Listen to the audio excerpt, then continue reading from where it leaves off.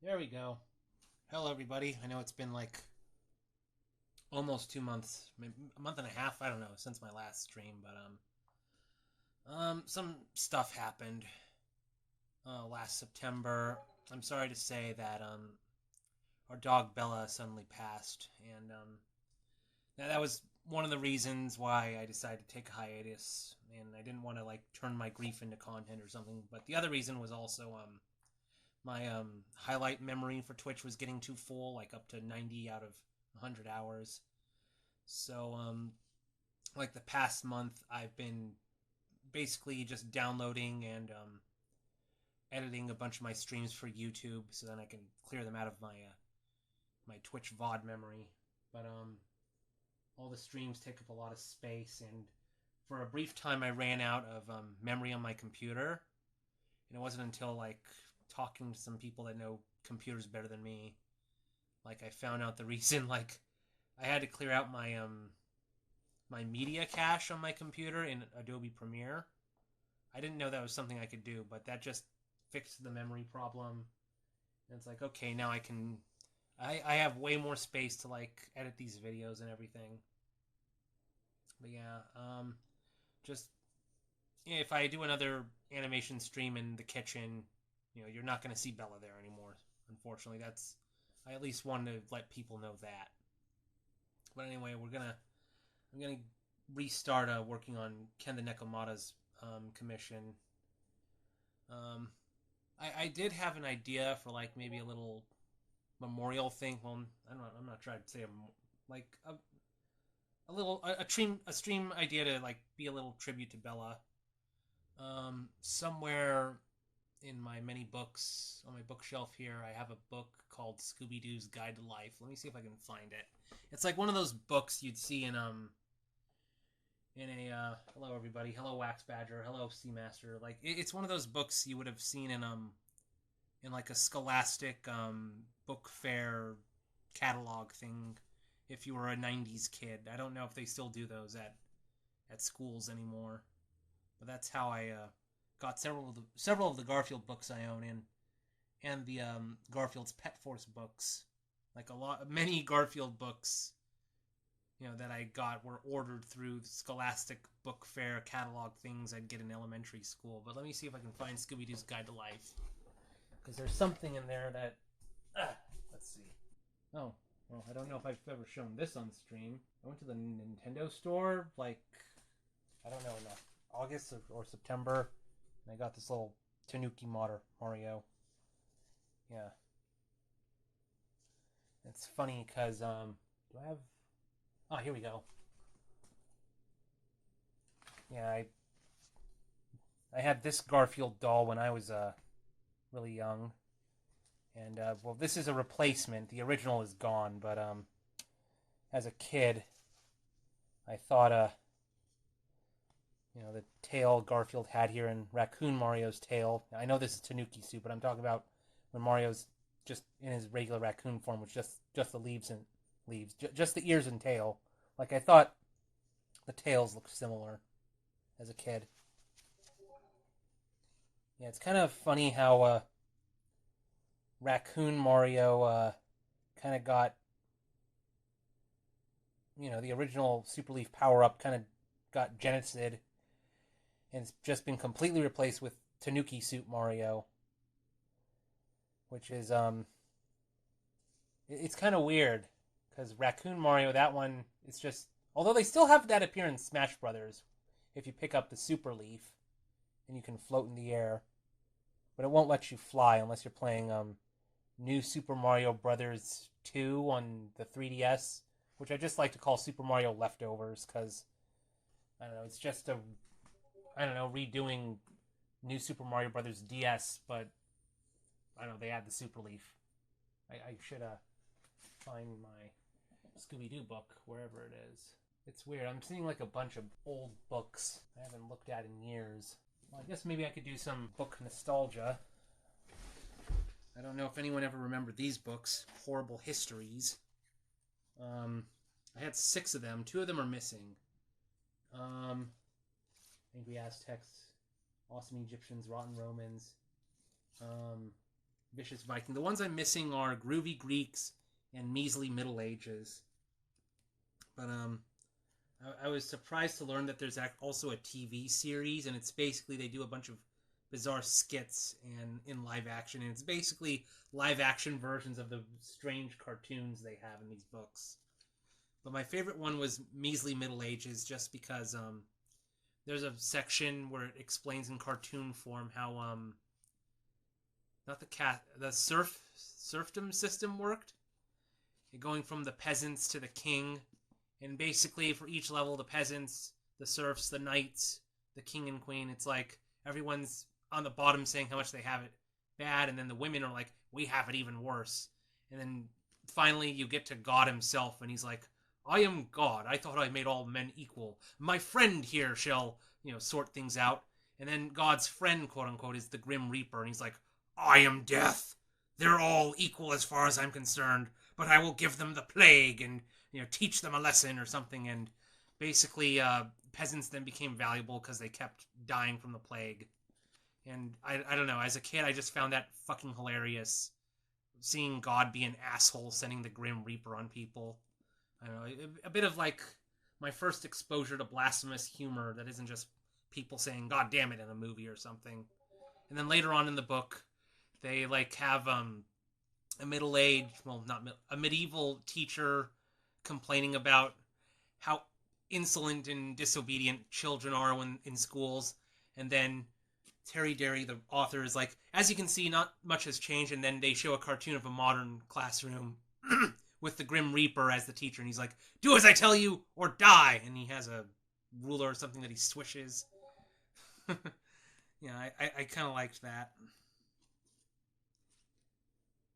Yeah. Oh, look, it's tough at the top. I'm not sure if you'd be interested in reading Giant Walls of Text, but I've been writing some more characters. Oh, yeah, you've shown me in Discord, Ken. Yeah. Oh, and I also found this book, Y2K9, The Dog Who Saved the World.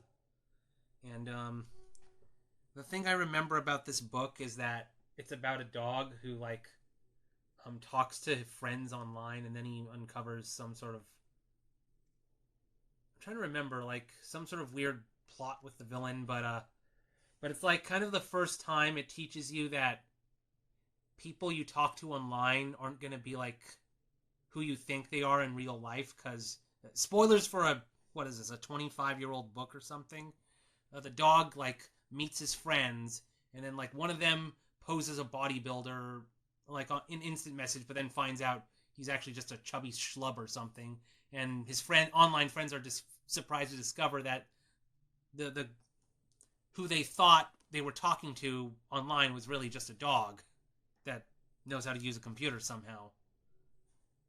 Yeah, so yeah, but back when people were afraid of the Y2K bug. I should try and find the Scooby Doo book. Just a moment. That's what I was looking for. This is interesting to look at. The Holiday Inn books. This is where what's the name of this rabbit again? Bunicula? I don't know how to pronounce it, but it's I remember seeing some there was a revival and in animation, and furries liked it or something, and you can sometimes find Bunicula? I don't know if I'm saying the name right, but you can find the vampire rabbit as people's avatars. This is the originals, though. Yeah, so it's kind of Alan Daniel. I like his last name. The illustrator. Yeah, sorry, I'm taking forever to find this Scooby Doo book. Oh, there it is. Found it.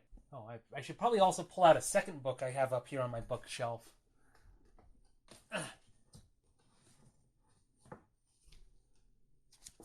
Alright, here we go, finally. Scooby-Doo's Guide to Life. There's a recipe for Scooby snacks somewhere in here. Let's see if I can find it. And I was thinking, what if I did a stream where I made that recipe in the kitchen. Where is it? I think it's they taste like butterscotch or something. Oh, here we go. There we go. The official Scooby Snack secret recipe. Yeah, screen cap this, as fast as you can, because once I close the book, I'll have to kill you all, because this is like top secret information. Yeah, the Hanna-Barbera ninjas will come and get me. But I also have another Guide to Life book, Miss Piggy's Guide to Life. This is like a weird... Oh, God. Shit, this book is falling apart, but it's like got a bunch of bizarre humor with Miss Piggy and the other Muppets, and this is an interesting page that I thought was interesting. Miss Piggy's 10 Beauty Commandments. I thought these were hilarious as a kid. Maybe I'll read them. Make up rules I made up, don't break them. Should I try and imitate Miss Piggy's voice? With so many... I can't do it. I'll just read it normally. With so many different kinds of cosmetics and so many different types of coloring, shading, and toning that can be achieved by using them, there simply is no one correct makeup method. What's right for moi may not be right for you. For example, you probably use a little less ear liner. However, what is wrong for moi is definitely wrong for you too. Consult my 10 tone commandments. If you avoid these makeup sins, chances are your appearance will be heavenly. 1. Never use yellow lipstick. Is this supposed to be like putting lipstick on a pig or something? Yeah, it's just kind of a random commandment. 2. Never put anything on your face that comes in a can. 3. Never purchase beauty products in hardware stores. 4. Never color your teeth. 5. Never put flowers in your nose. That might be funny for Japanese people because in Japanese, hana can mean either flower or nose. It's a homonym. Although if you write it in kanji, people will know what you mean. Yeah. 6. Never put anything blue on your cheeks. 7. Never use anything that stinks, stings, or stains. 8. Never use anything that makes you cry, sneeze, look old, or turn red and bumpy. 9. Never braid your eyelashes. 10. Never powder your tongue. Yeah, like my tongue is, I don't know, utterly hideous. I need to put, a lot of powder on it to make it look really nice. I kind of want to see Domino have a wash basin fall on his head. Pretty funny Japanese trope. I'm not familiar with that. And yes, it actually says ear liner. I mean, right. Yeah. I don't know if it was visible, but it actually does say ear liner there, not eyeliner. And we also have Gonzo in drag here. I mean, years before Muppet Babies, had Gonzo, I guess, depicting him as gender non-binary or something. We have, Gonzo doing something that, the fundamentalists running the Trump administration would say is corrupting your children. I don't know. Yeah, I thought this book was hilarious as a kid. There's also a section on dieting. Let's see if I can find it.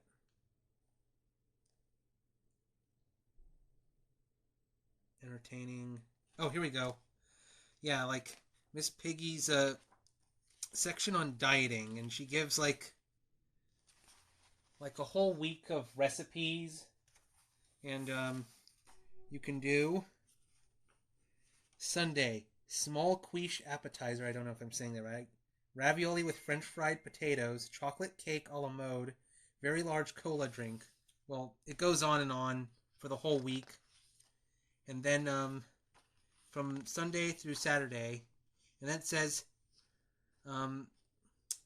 Friday, grapefruit juice, a smidgen of Kermie's onion rings, tuna fish salad, just a morsel or two of Kermie's hamburger, sliced tomatoes, a few more nibbles of Kermie's French fries, fresh fruit, a couple tiny bites from Kermie's peach pie, iced tea, a dainty swallow of Kermie's milkshake. And then the Saturday night splurge. Splurge. Yeah, it's that was something that confused me. I had no idea what a splurge is, but it's just Yeah, this Oh yeah, and then there's a section on exercise.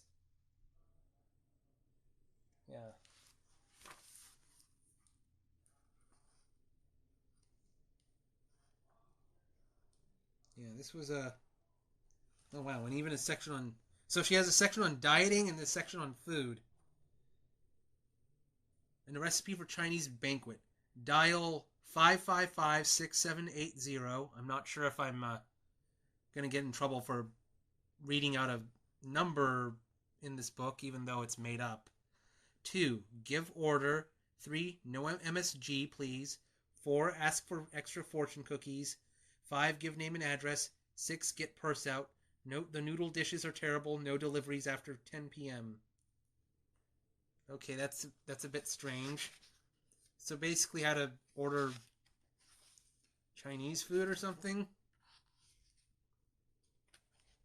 Yeah, there's a lot of very interesting pictures here. Like, there's Miss Piggy as, I don't know, looking like she's from out of the movie Legally Blonde.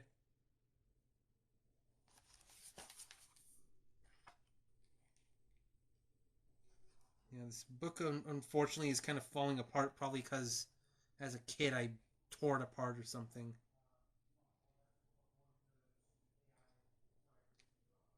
I hear my brother talking downstairs about something, but I heard him complain about AI or something. Let me put that book away. Oh, come on. I haven't read that book in years. But I always loved those 10 beauty commandments. Even though, like, you know, I'm a guy and I wouldn't normally wear makeup, still it's just the idea of, like, I don't know. Is yellow lipstick really that unappealing? I guess, I don't know.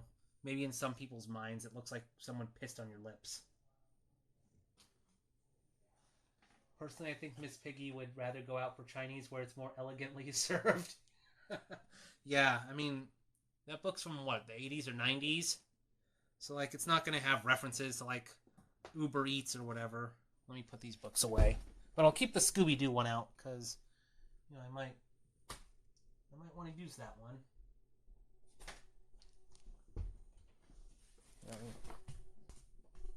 I'm going to just be lazy and put the books on top of each other.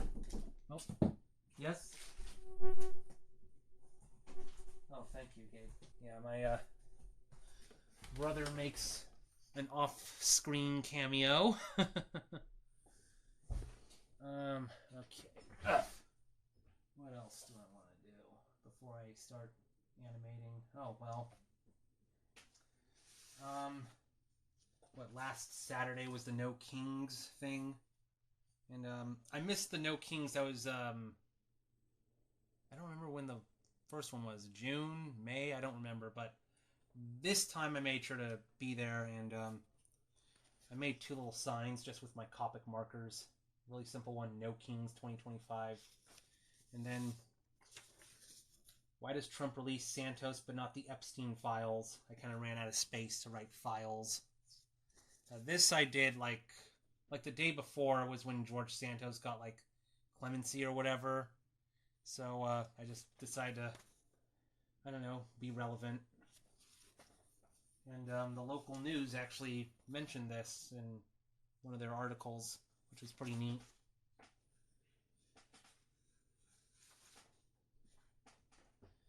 Alright. I might as well get started on the animation stuff. I should probably show my friends, like, I have a friend I've done puppets with. I wonder if he'd be interested in the Miss Piggy book. I just have to be very careful, you know, not let it fall apart. Okay, let's shrink things down. Now, I had an idea. Like, originally, I was gonna do, do a reaction to the new Wings album, that's compilation album that's coming out, but, I decided to save that for another stream, because, I just started a bit too late, I think. I would like to have, Peter the Cat react to that. Alright, let's see. Shoot, I have so many versions of this, I don't remember which ones. I think it's going to be this one.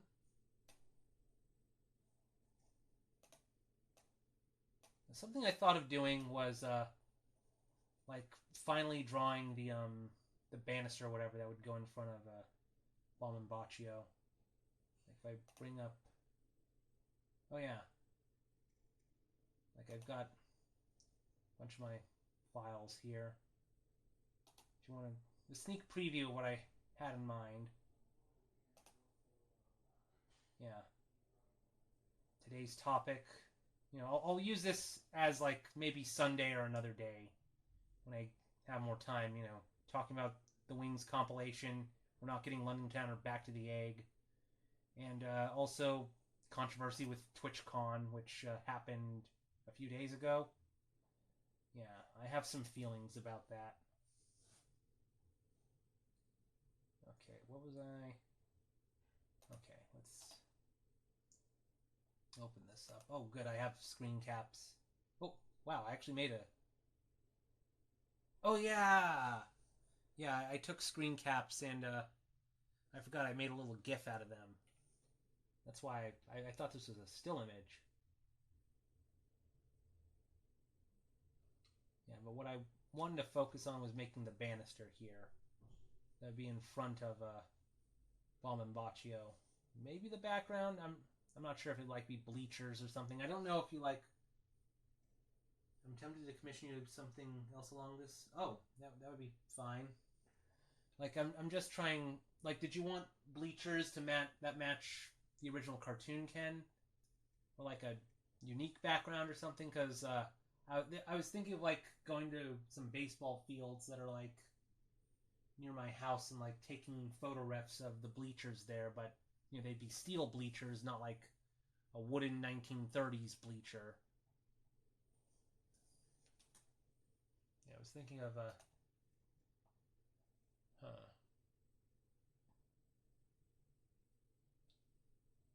I could just I think. What frame is this?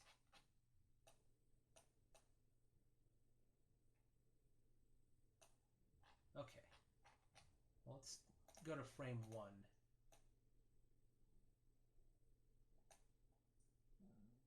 Excuse me. Where's... Oh, there's the railing. Okay, never mind. We'll just do this top frame.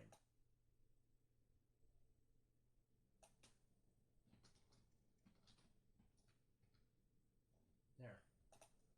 Now, will this paste in... Okay, good. Well, it's just a flat image, though. But anyway. Make the background whatever you want, as long as it's big enough. Okay. Alrighty. I'll do something kind of similar to what I something similar to this. I'm trying to think, like,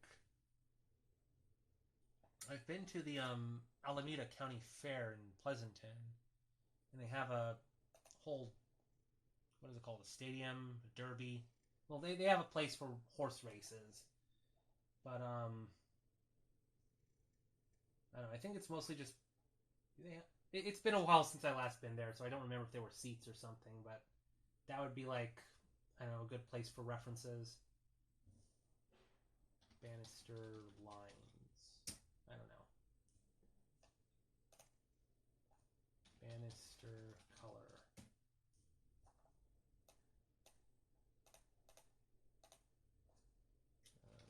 White BG.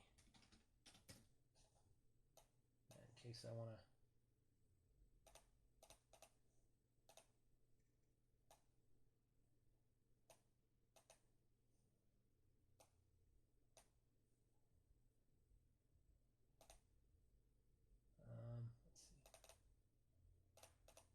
let's see. Oh, you might have seen a folder called Rosa Bud painting. Oh, that's one of the things I was up to during my hiatus. One of my friends, the friend I do puppets with, he was in a play doing a performance of The Mystery of Edwin Drood, which is based on Charles Dickens' last novel he was writing before he kicked the bucket. And he only finished like half of it. So how The Mystery of Edwin Drood would have ended is a complete mystery, like the name of the novel. And so there's a play adaptation that basically allows the audience to vote on the ending. You vote on the detective, the murderer, and who falls in love. Okay, I'll just say Bannister Workham WIP. Yeah, and Rosa Budd is the name of one of the characters. Another thing I want to show. I should.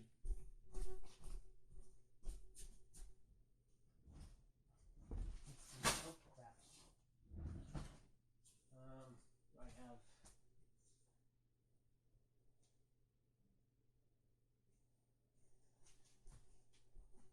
Yeah. Oops.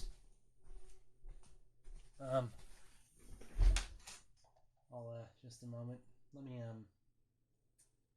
Here we go. Let me just make the camera bigger again. Yeah, there's a little flower I was gifted. You know, obviously it's not a real flower, but still it's looks pretty nice, and it's got a little key on it. I guess a key to the city or something. I'm not sure, but anyway. We'll just cover up, you know. I don't want to dox or anything, but that's the program.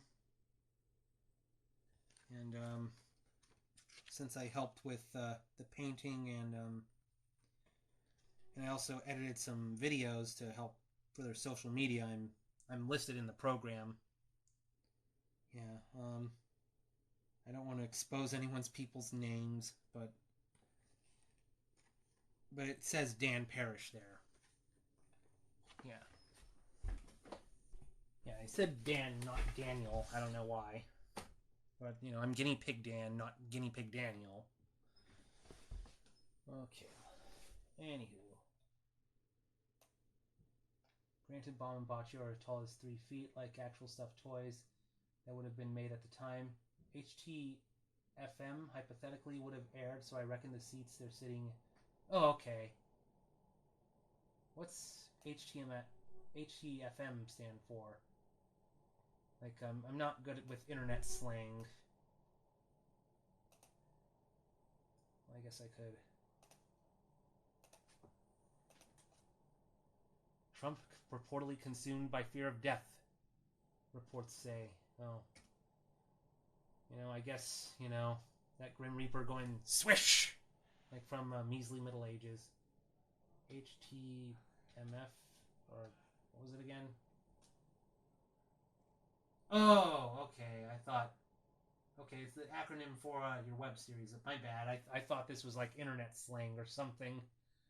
Okay, I feel a bit silly now.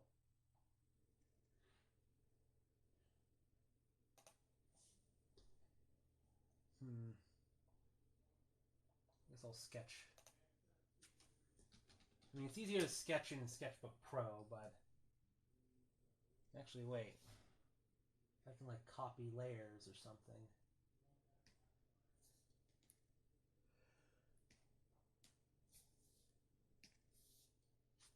Let's make it blue. Just so it stands out.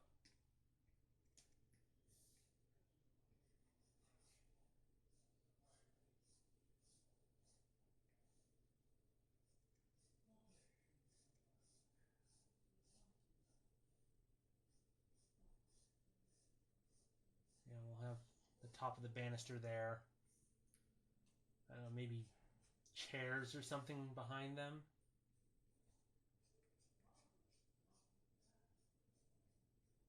Although, I don't know, I don't want any tangencies with the ears or anything. I mean, it almost looks like a stadium. Like, what could they be watching while Bomb is holding his goggles?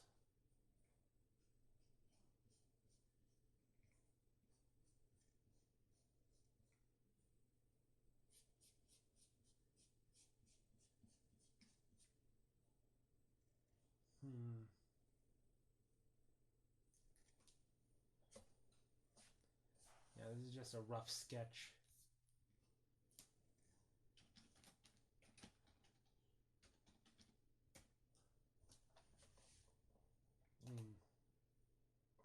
here we have like some sort of, what is it, a ribbon thing? And then I guess those are people's legs at the top there that are sitting in a higher row.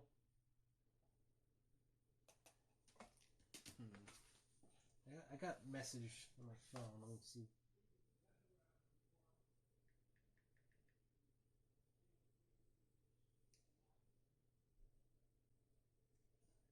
Oh. I'm in the middle of a stream right now. Yeah.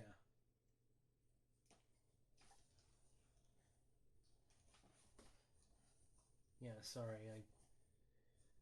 Probably something I should do maybe during a break or something.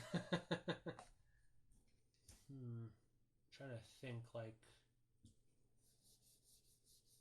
should I do something on the front of the banister to, like, make it look more interesting? Like maybe, the flower decorations or something.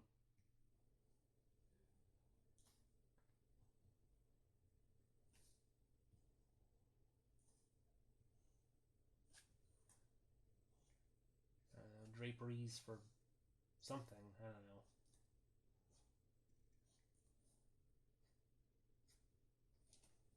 I mean, that would probably get a little too complicated.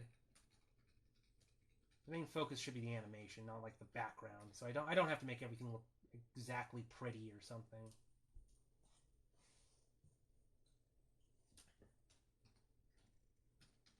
I'll figure it out.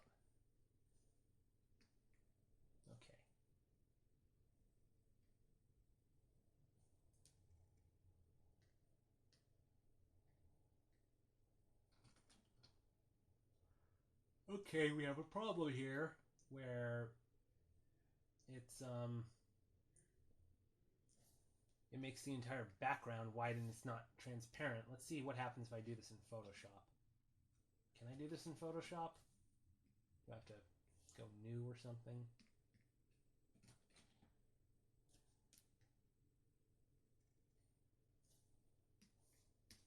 Oh, Photoshop does the same thing. Okay, that's kind of weird. Well, there's a solution.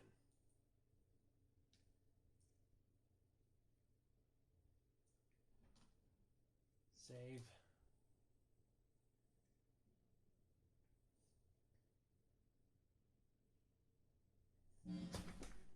What the hell was that? I heard something downstairs. It sounded like a loud buzzing. I hope it wasn't a power surge or something. Okay.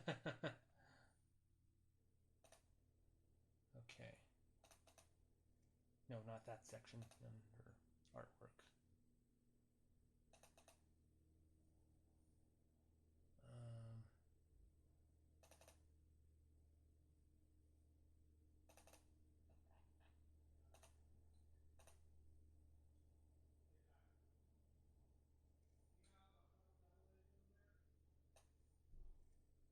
Okay. There. I can have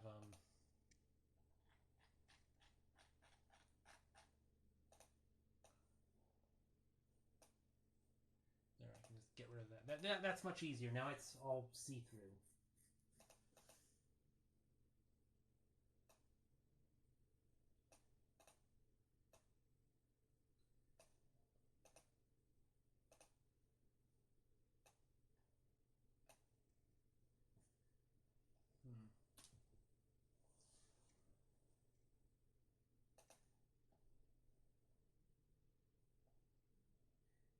Remember, what's their color schemes?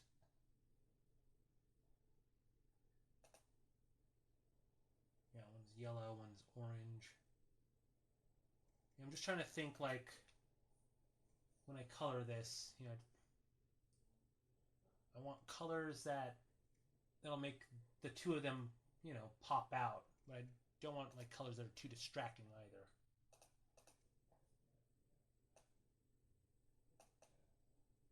Just Let's just go with blue. Excuse me.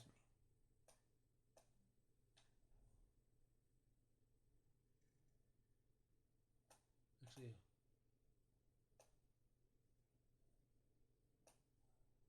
what level did I have the green line here?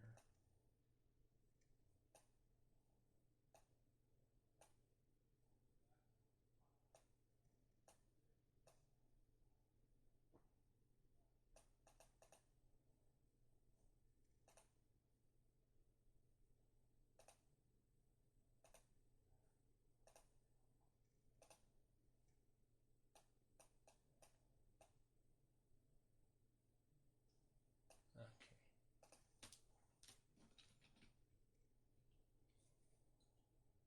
Oh,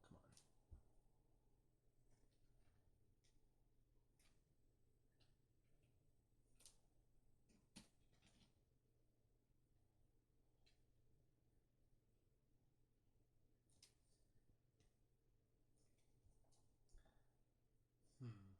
Trying to think.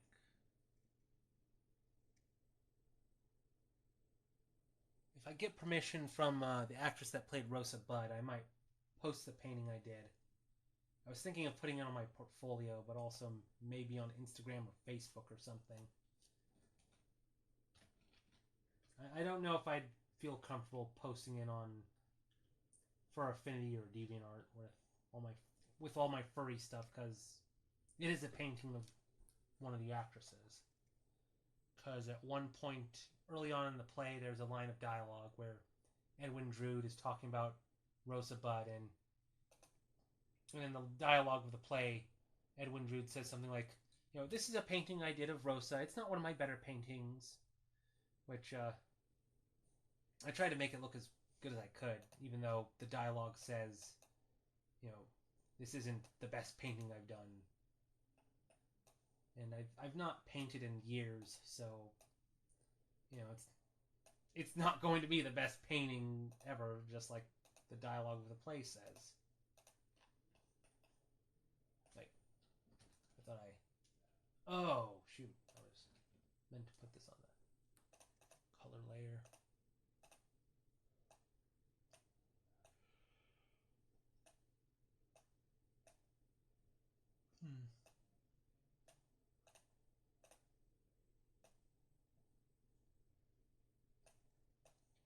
Yeah, this is a pretty plain looking banister.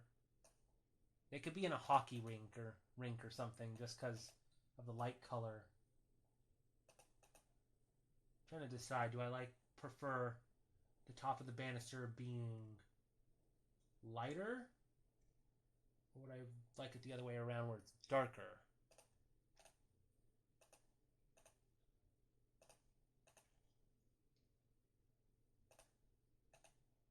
Oh, damn it.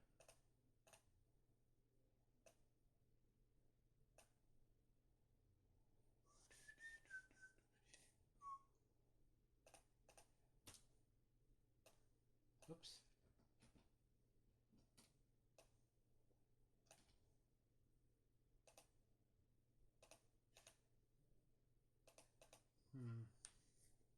I think I like the banister being darker. Yeah. Might make let me look at this again. Actually, subconsciously the banister here is kind of light bluish white. So I guess I could add some wood divisions just to give this a bit more texture, I guess. I might go down and ask, what was that weird buzzing noise I heard earlier? Because that startled me.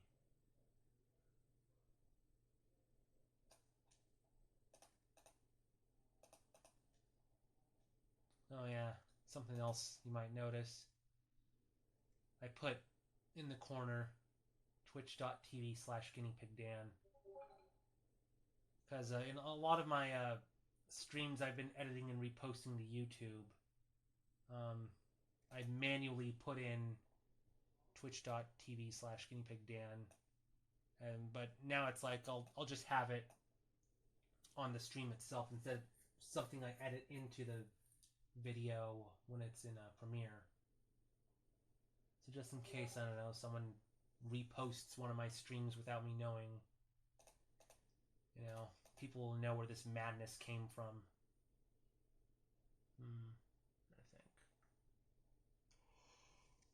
I think.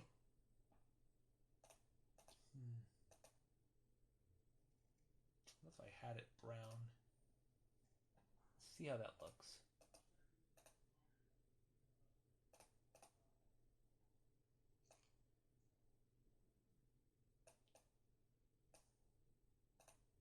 It's a very...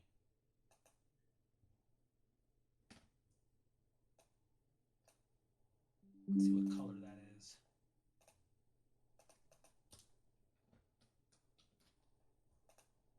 So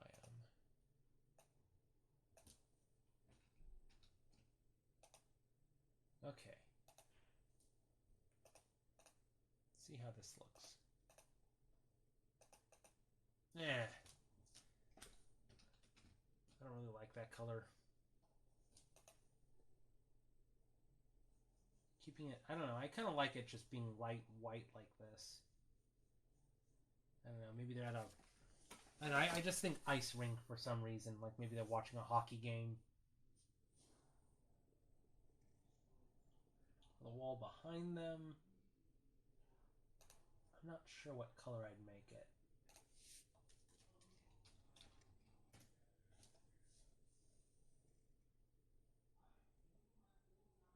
I guess I could just take... Whoops.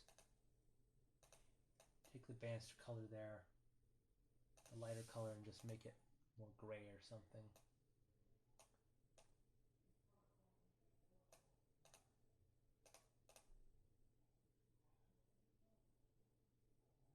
Huh.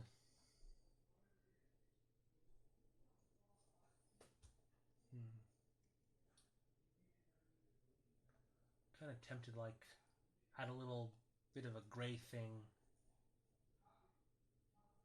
to indicate, like, the banister having, you know, the top of the banister, like, making a little cast shadow on the wall part below.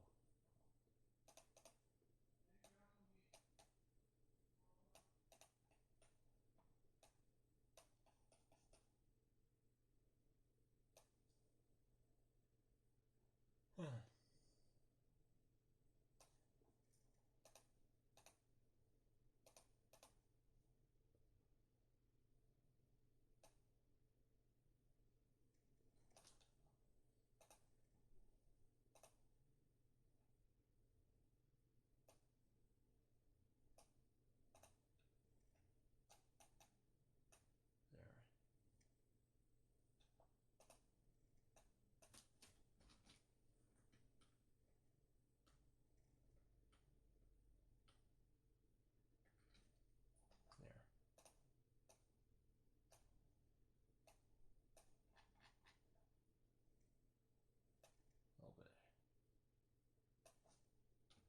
Shade just to give it some depth.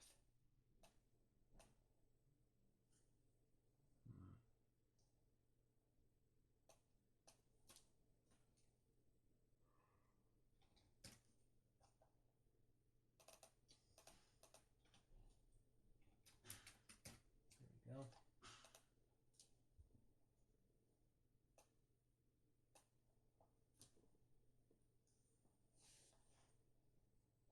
Now for the chairs.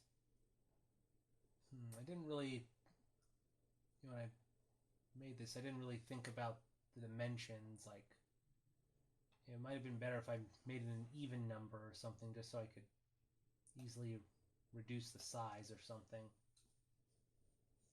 I'll just keep the dimensions I have right now. 987. Huh.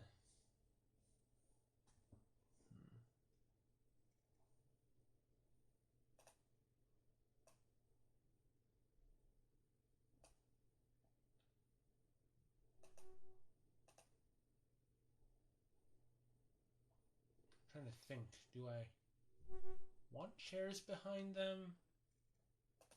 Let me hit frame 1.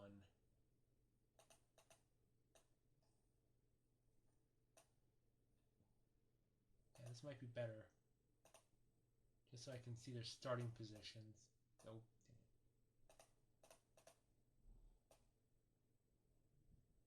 yeah, I could probably move Bomb's chair a little closer or something, just so she's more centered in the chair. Huh.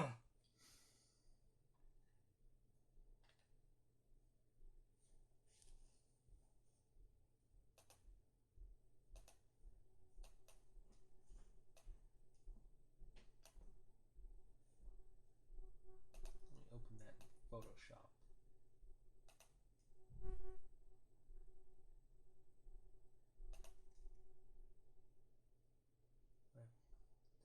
I spell it Bannister. Oops. I'm terrible at spelling. I'm trying to think. What was I? Oh, yeah.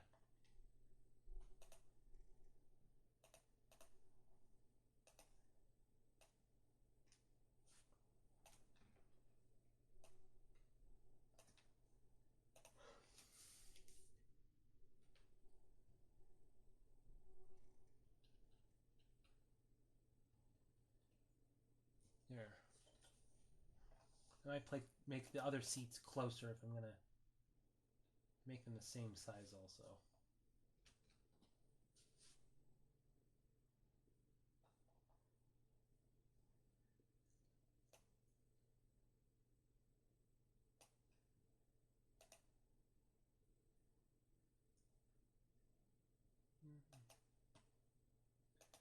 Let me fix my bad spelling.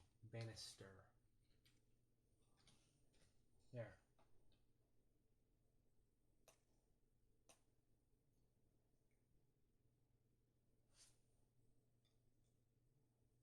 Huh.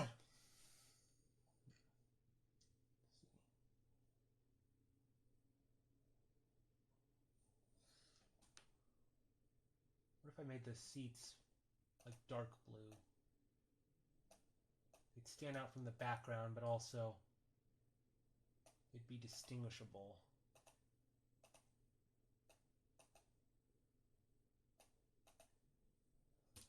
It would make the characters stand out.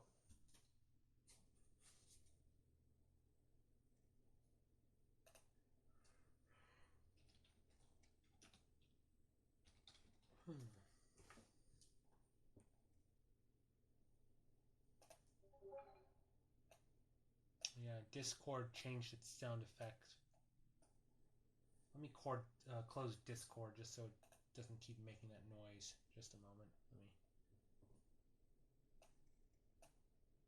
Oh, damn it. There we go. Or I could do this one. Yeah. Just give me like 15 seconds. Yeah, Discord changed their sound effects to like the call sound effect was changed, and it sounds like a science fiction pop song or something, and I find it really annoying. I almost want to like if there's an option that lets you change the ringtone in Discord. I've thought of like changing it to the old Skype call sound effect. I thought that would just be funny. Oh, what would I do without that screen? Like, I don't know. I mean, if you saw what I was looking at in Discord, you'd see a bunch of horrors.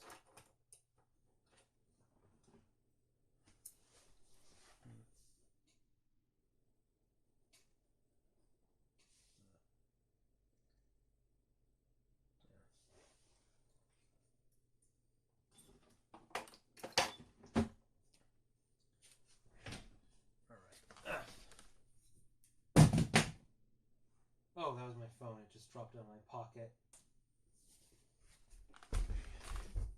Okay.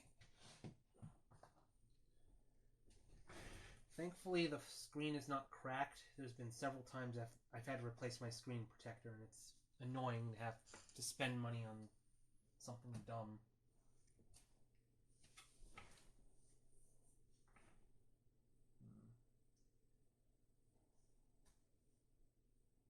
Okay. Yeah, I just forgot what I was doing. There we go. Yeah, now I remember.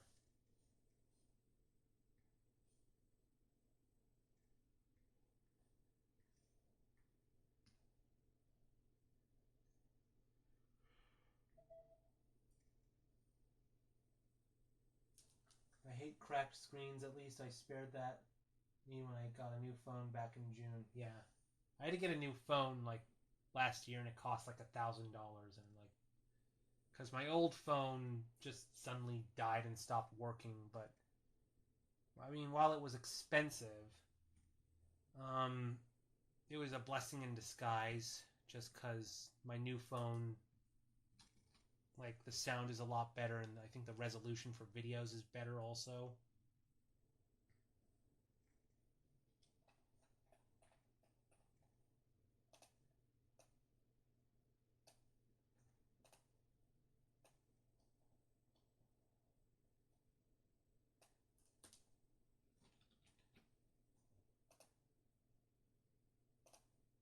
Oops.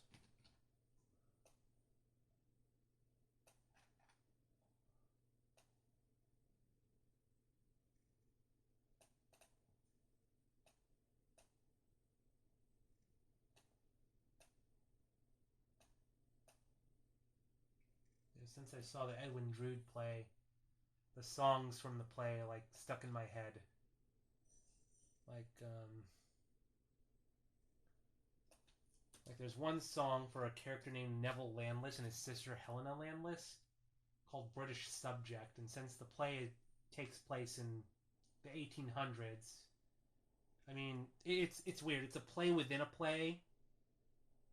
The way it's written, it's like a bunch of actors within the play are putting on the performance of Edwin Drood, and throughout the actors will break character and talk to the audience or something, and like Neville Landless gets a song about basically how people in the 1800s are like a racist towards him because he's supposed to be like from Sri Lanka, and British Subject is basically about how even though like the song said he's a British subject, he's not an English person of English descent. And he has the line, English are they, but British am I.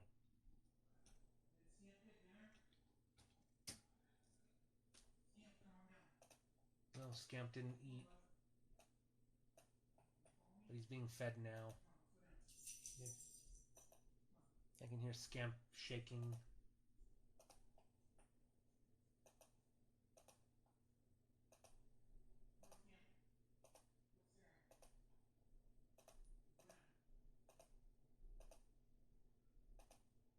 Yeah, it's probably a little usual feeling for Scamp to now just be the lone dog now. Although I'm not sure Scamp and Bella really got along that well anyway. Like sometimes Bella would try to play with Scamp and Scamp wouldn't reciprocate.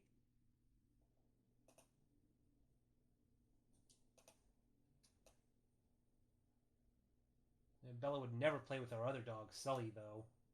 I think there were a few times Sully snapped at Bella, though. But I can see why Bella would want to play with Scamp, because was closer to her size, whereas Sully was a little bigger.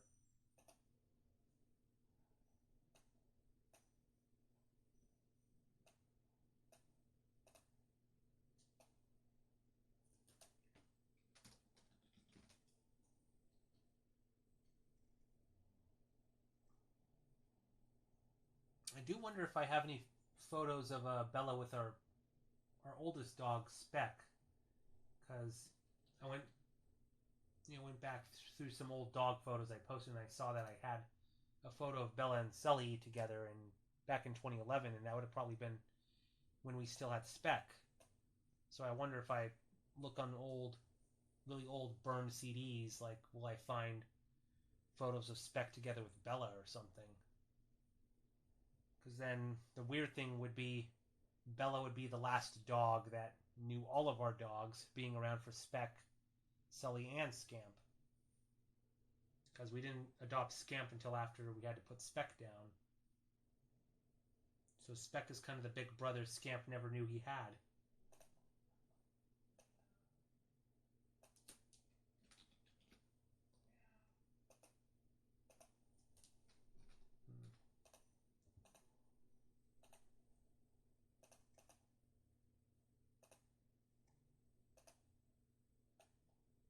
By the way, if you want to listen to Edwin Drood's music, like it's like Broadway play, so you can like find all the songs on YouTube.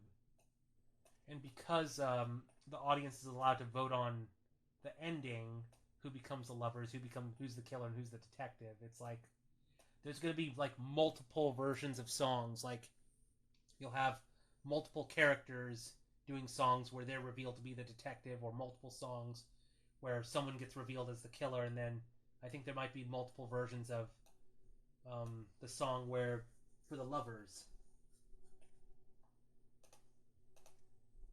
It's almost like choose your own adventure in play form, like kind of like the movie Clue.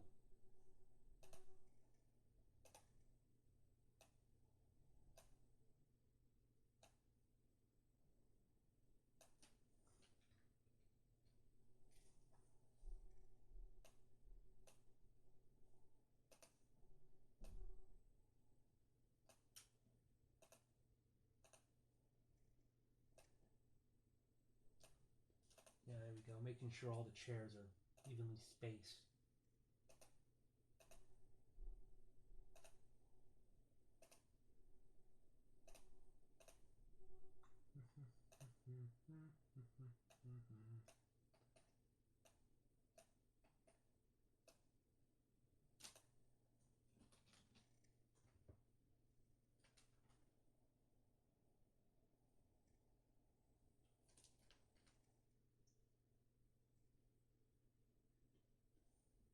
Oh, you still have your old phone, Wax Badger. Um, I have my old phone still. In fact, I have old phones going back to the 2000s, but it's like, I don't have the chargers for them, so it's like they're worthless now. It's not like I have an old phone that saved Flappy Bird on it, so they're not really all that much valuable. And if I recall correctly, I think my old phone, the previous iPhone I had, I think it stopped. I don't remember what happened. Like if it stopped charging or if it just froze. I don't remember. It had some sort of problem and it required me to get a new phone. I remember there was one phone I lost because I dropped it in a toilet.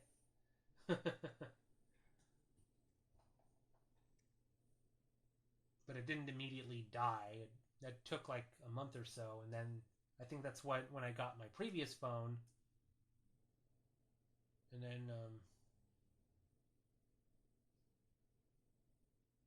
yeah, and then that phone died. Although it was death by overuse, not death by toilet.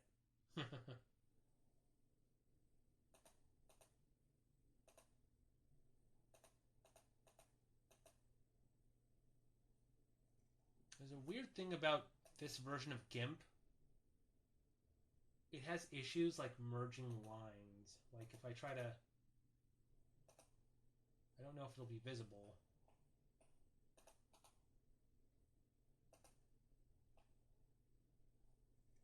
Okay, I think it merged fine. But just to like sometimes when I merge lines, they'll become thinner for some reason. I'm not sure why. I think it's more obvious if I do it with sketch lines like this. Like what if I double it, then merge it? It gets thinner than it was before. That's something I didn't notice at first, and it was really bizarre.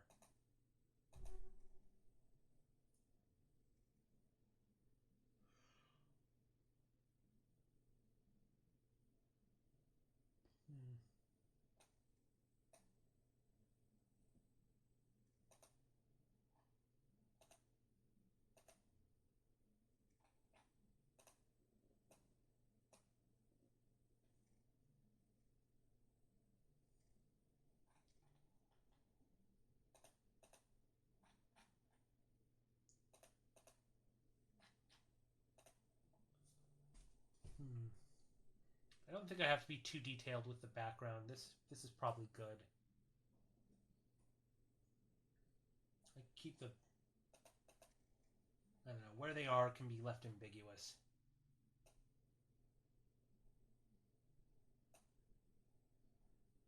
Excuse me.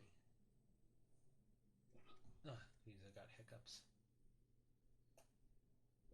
Ugh.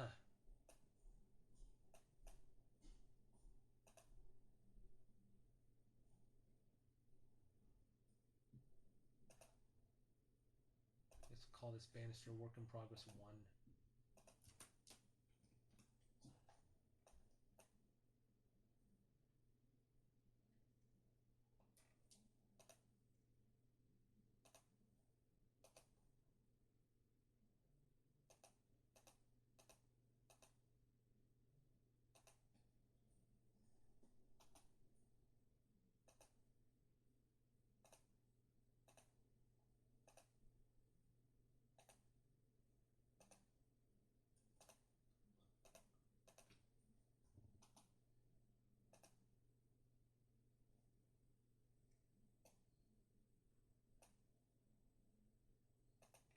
Work in progress 2.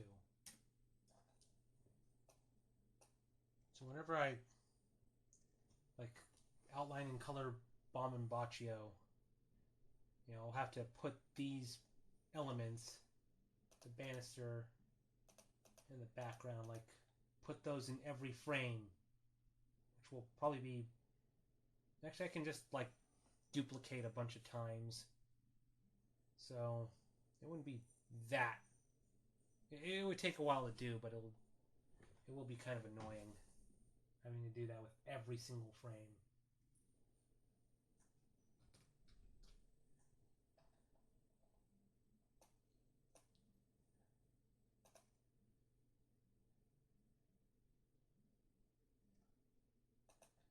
I'll keep that ref open just in case.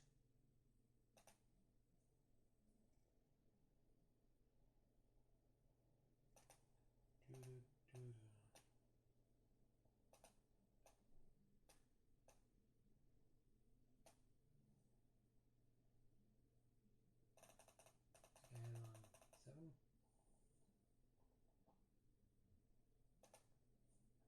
I don't remember if I...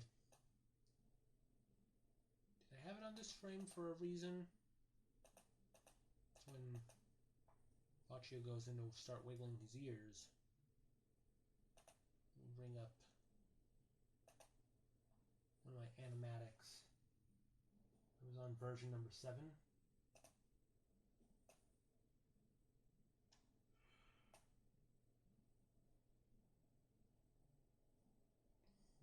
It's been a while since I last worked on this, so I will have to rewatch my animatics just to see what last changes I wanted to make before I start like outlining these all the frames and coloring them. I remember like I was thinking of changing how Bomb shakes her little jingle bell. I do remember like I was thinking of like maybe changing the kiss, like making it last a little longer or something.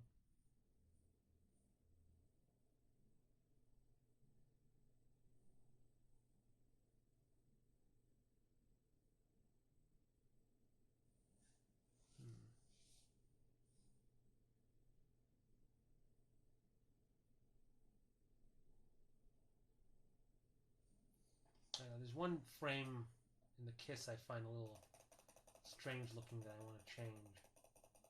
Go back frame by frame.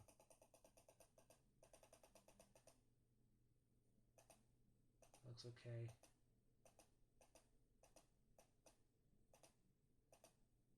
That one with the weird looking lips. It just doesn't look good to me for some reason.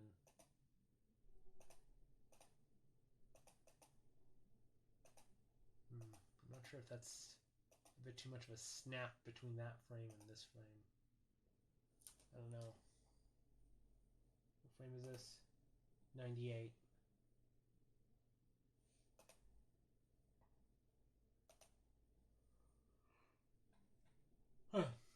to adjust that frame a bit, if I can find it.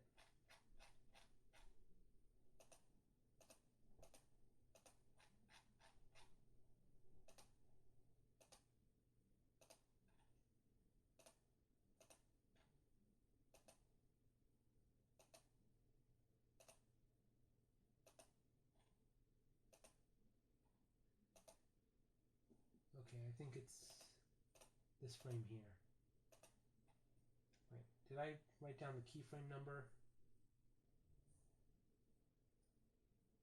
Oh, I don't think I did. Oh wait, I just wrote keyframe, not keyframe whatever. Keyframe 17. Although I don't know if the keyframe numbers really matter that much. Yeah, so I want to readjust how these lips look. If I look at the previous frame.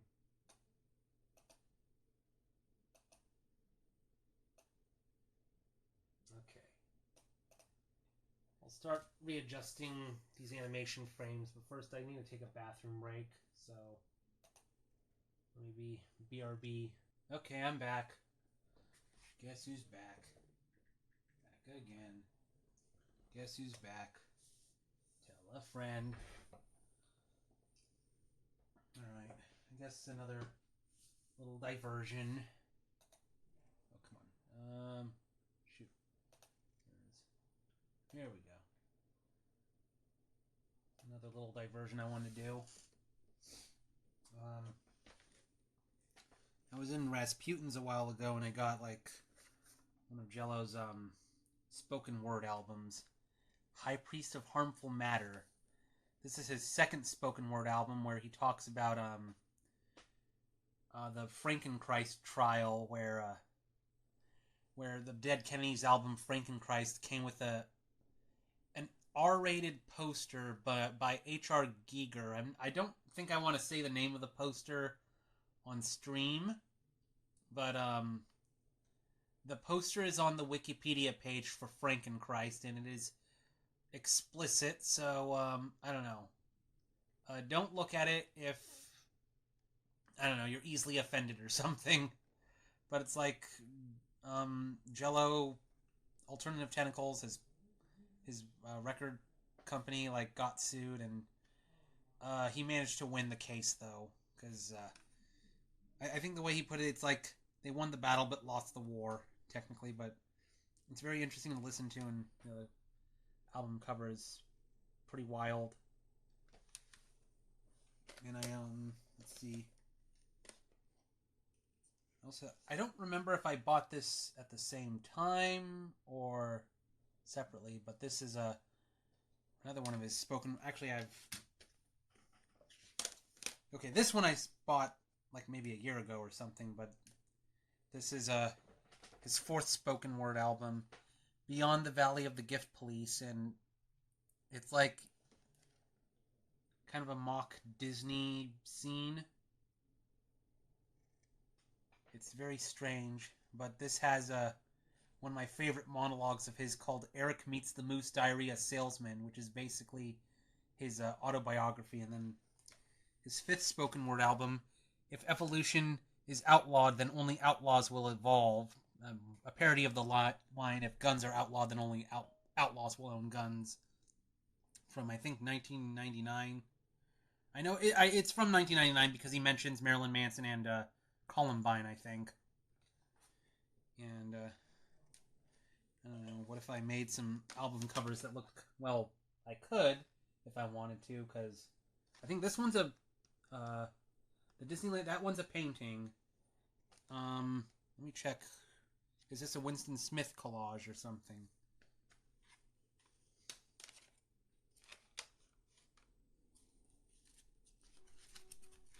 Yeah, oh. I like when they come with all these gigantic posters. I was hoping I'd see the credits for the cover art. Oh, here we go. It'll probably be somewhere here. Let's see. Produced by Jello, edited, recorded.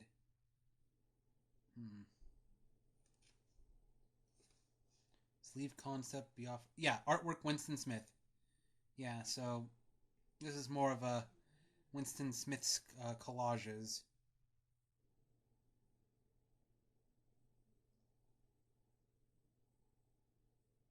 Dedicated to the memory of Julie Boucher and Clive Bale. I'm gonna guess Julie Boucher is Jello's mother, or I don't know, some family member. Because for those of you who don't know, his real name is Eric Boucher. Hence why he has his autobiography is called Eric Meets the Moose Diarrhea Salesman. Yeah, I was like, what if I made, I don't know, some sort of artwork kind of like these? Well, I think these are like collages or something, but it's like I could make something crazy with all these magazines I have that I bought and not really done anything with. Like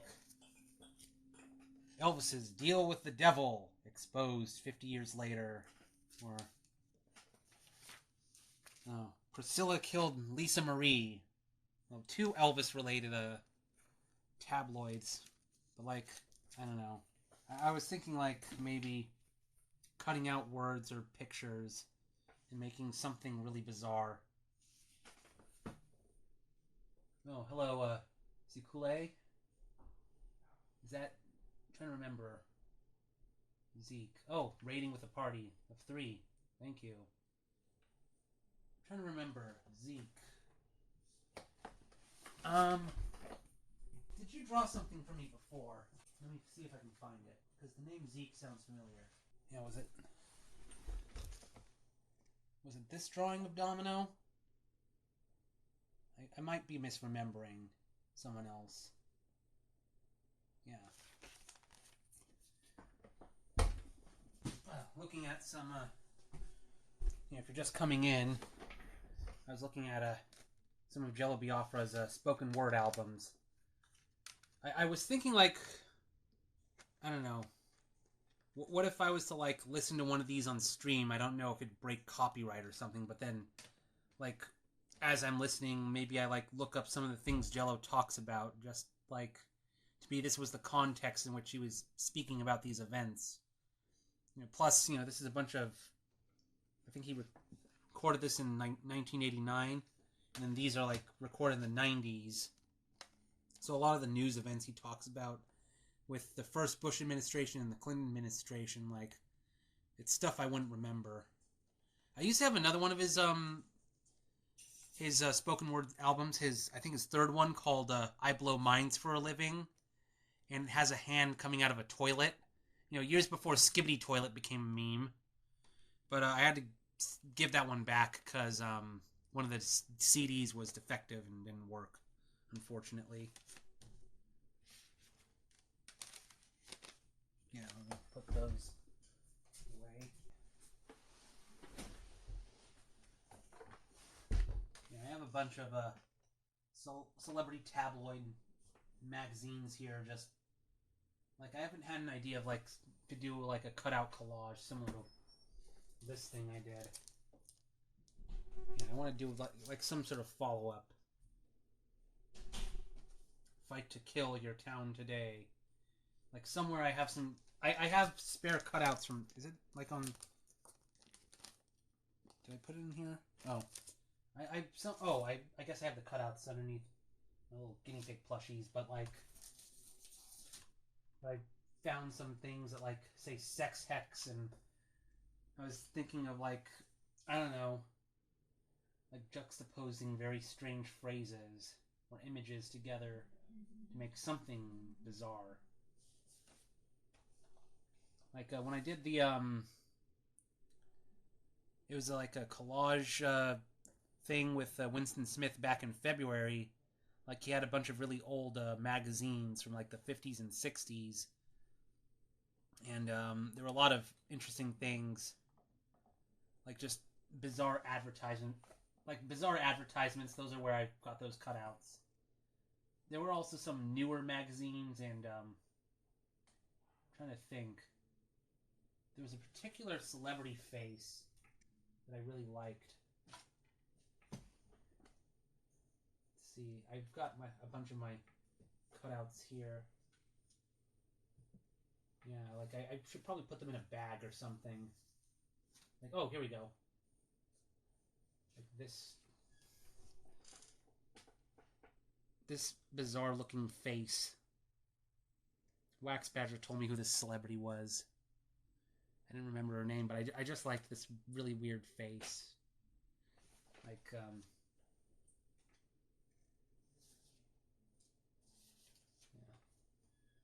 Kanye's Psycho Ward Meltdown. I think that's something I cut out from one of the tabloids I had, but I have a few Kanye things. Like, I should put these in a bag or something just to keep them safe. Oh, here's like the weird sex hex thing. I have no idea what this is supposed to be. Sex and Hex, that's what it's called. Like, I think this is supposed to be a magazine from like, what, the 60s or something? So it's a bit strange they would be talking about sex and hexes. Oh, and on the back side it says, a witch says everywhere the air is haunted by unseen spirits and things. Serious side of witchcraft is conveyed by women unjustly accused, as here in a French film, The Sorcerers of Salem, based on Arthur Miller's The Crucible. Oh, so I guess this is, I don't know, a scene from a movie or something? I don't know. Well, this would not be from The Crucible. I remember reading that in high school. I mean, I don't remember any scenes from The Crucible like that. It's been years. Trying to look at. Monarchy is a costly form of government, but loyal Britishers find it well worth the price. I don't... Oh, I guess I cut out some sentences, and I was planning to, like, cut words out and rearrange them to say strange things. Kind of like here. Like, you're just juxtaposing random sentences. America's best-selling smorgasbord of hate. And fight to kill your town today. Things like that.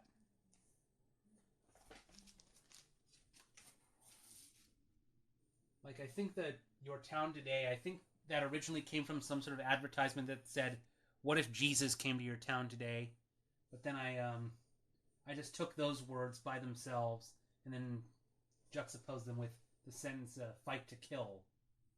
So you just completely change the context. Oh, shoot. Yeah, I'm just trying to go through, like, do I have any other interesting cutouts?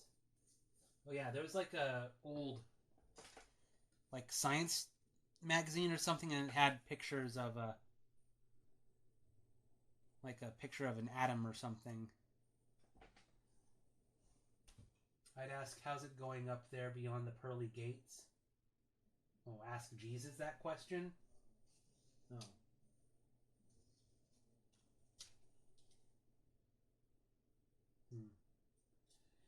New deadly virus spreading in America.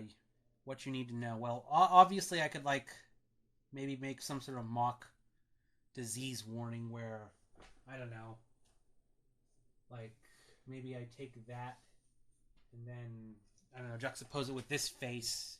This is an infected person. I don't know. Or maybe the person is the virus.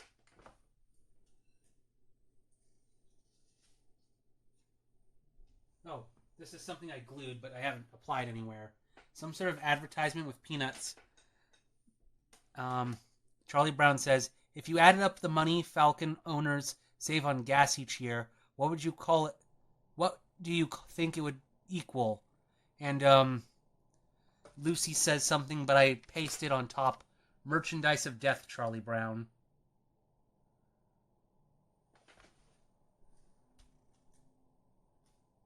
The thing with Jello Biafra's alternative tentacles, like, every release he makes, he calls it virus number whatever. Like, if I bring back those spoken word albums, well, actually I have a couple of his. These are his, well, let me bring out one of his Dead Kennedys albums. Plastic Surgery Disasters / In God We Trust Inc. This combines the second Dead Kennedys LP with their EP. The EP where Nazi Punks Fuck Off comes from. But In God We Trust Inc. is Virus number 5, meaning it was their 5th release from Alternative Tentacles. And Plastic Surgery Disasters was virus number 27, which would be their 27th release. And then, like, his spoken word albums, even says on the back. Let's see, does it say virus number on this?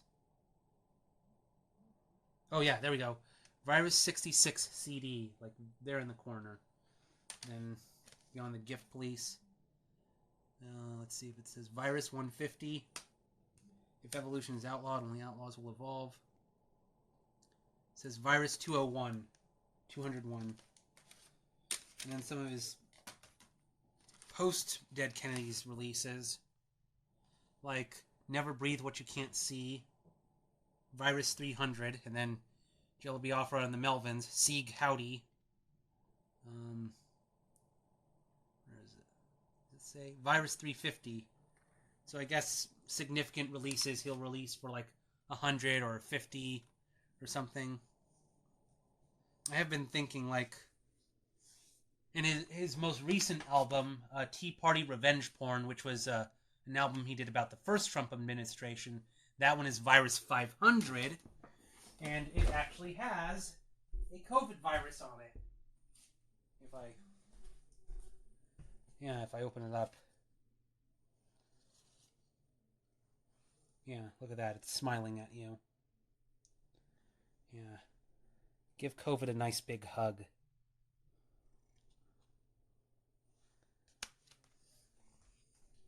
Yeah, I've been thinking, like, what if I came up with some sort of ridiculous way of numbering all the artwork I do, kind of like that. I'm not sure I would call them viruses. I actually asked Winston Smith that question, like, where did Jello get the idea to, like, call all of his releases viruses? And Winston said something like, Jello was probably forward-thinking, looking at, like, internet memes and things like that, just, thinking of ways to call, like, how it, a way to label all the ideas and everything the Dead Kennedys did to, like, ideas that catch on with people and spread like a virus, basically. I guess Elon Musk would probably say that Jello Biafra and the other Dead Kennedys caught the woke mind virus, I don't know, back in 1978 when they first formed. I don't know. Alright. Whoops, I disappeared a moment. Let's get to, back to this thing. I want to fix these lips here. Like, I don't know. The frame before, it looks like, I mean, here it looks like Bomb is like, I don't know. I don't know, for some reason it makes me think the Salt Vampire from Star Trek.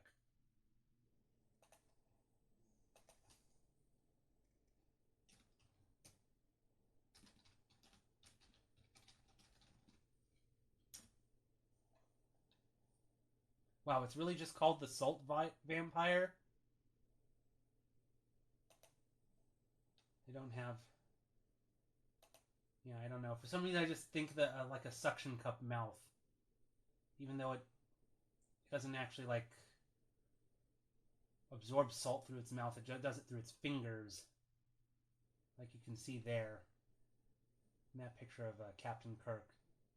And I guess this is the actress underneath the Salt Vampire disguise or whatever. And there's the alien from the Corbinite Maneuver. I don't know if I'm saying that right. Is this a recreation? Yeah, because... Yeah, this is art of Steve Neal. Yeah, because the way this is colored doesn't match how it looks in the episode. Because that looks a lot prettier and more detailed, and this is... I don't know. I don't know if it's the stage lighting or anything, but it looks all worn out almost.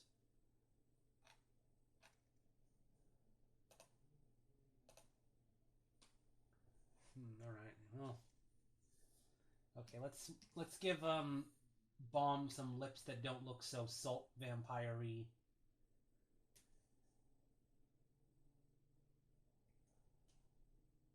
Oh, dang it. I'm erasing the layer below.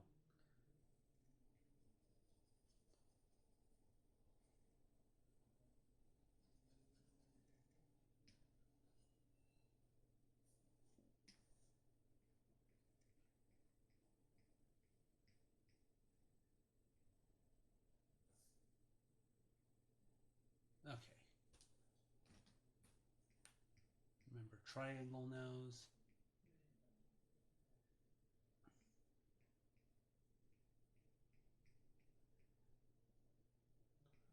Maybe just make it a simpler looking. Yeah.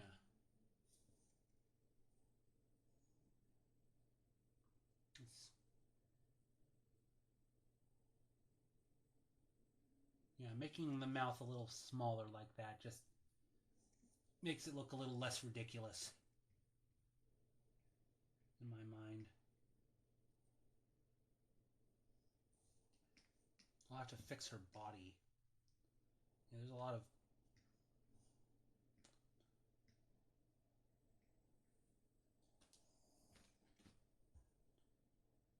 Yeah, just a tiny adjustment to that mouth.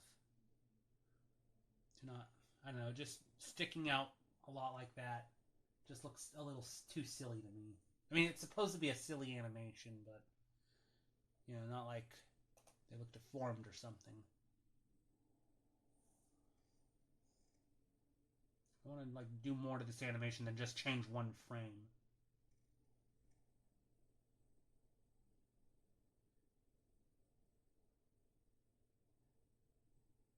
I don't know, I thought of, like, making the kiss a little longer, but I think I'll just let it be for now. The thing I've thought of, I've been considering changing was how she shakes the jingle bell here. Like, I was considering, like, okay, if I look at the character design here, she has the bell connected to a little bow on her neck. And I was, now, the way I have it, I guess, I don't know,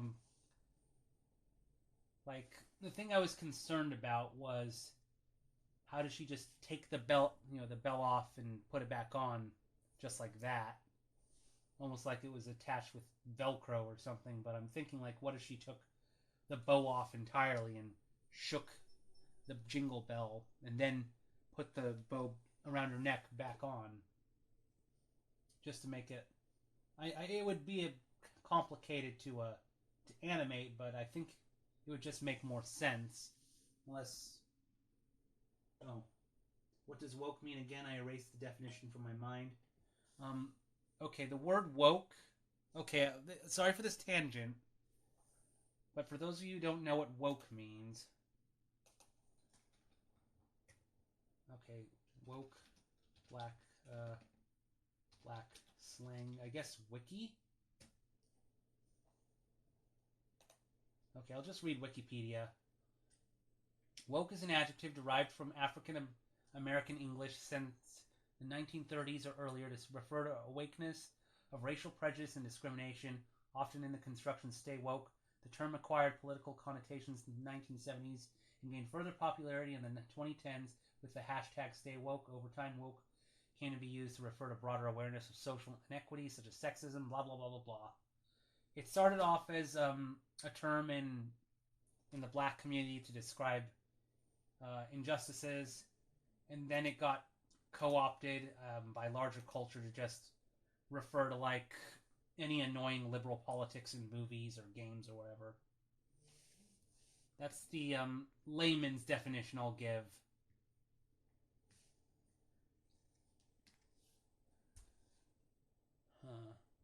Of course, when Elon Musk says woke mind virus, I mean, let's not forget Elon Musk was born in rich privilege to a racist family in South Africa, emerald mines and whatever. So I don't know.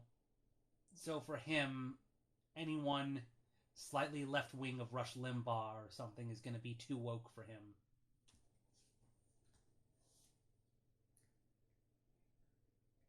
Okay, let's go back a few frames and what frame number is this? 38. Well, they're not numbered here in Sketchbook Pro, so I'd identify it like keyframes or something. There's the ear width. Excuse me. Oh yeah, I forgot. I named all my frames here. Boccio ring.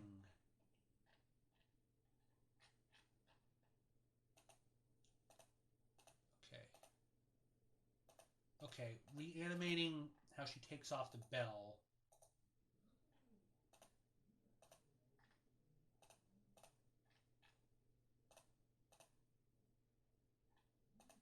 Looking backwards, like what frame, if I was to reanimate this,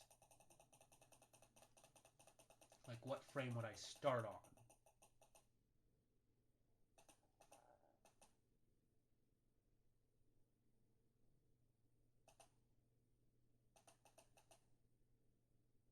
Probably start on this one.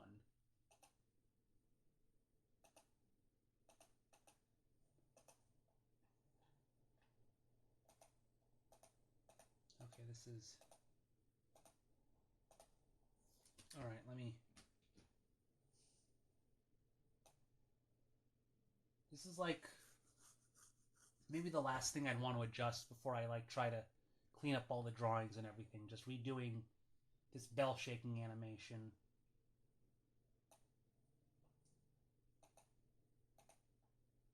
Chadot. This isn't a drawing of Chadot.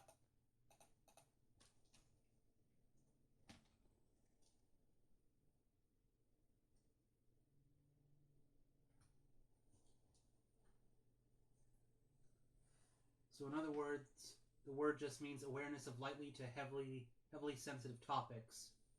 Well, it started in the black community, and you're basically talking about injustices in society, usually racism towards black people, and then basically it started to get wider usage, outside of black communities, and it basically now has evolved from a positive word to now more of a negative word by its detractors. Like, I don't know, if a movie shows like Lightyear, the Pixar movie Toy Story spinoff that bombed, like they had a scene of, I don't know, like a brief scene with lesbians. If you have a scene that acknowledges gay people even exist, like far right people will say that's too woke, quote unquote, for them. Like even if like just having gay characters in a movie in the background for like 5 seconds or something. Like Disney, they can have this short little scene of a gay couple, pretend that they're all we're inclusive and everything, but then they can easily edit that 5 seconds out when they screen the movie in like other countries that are anti-gay, like Russia or Saudi Arabia. So it's like, Disney is only woke in certain territories, but in countries where it would affect their box office, it's like, then they won't be woke. Okay, I need to bring up a video reference. Where'd I put my cell phone? Did I leave it on my bed? Yeah, I have a video reference of myself acting out Bomb and Baccio, and I actually wore a collar and pretended to shake it around.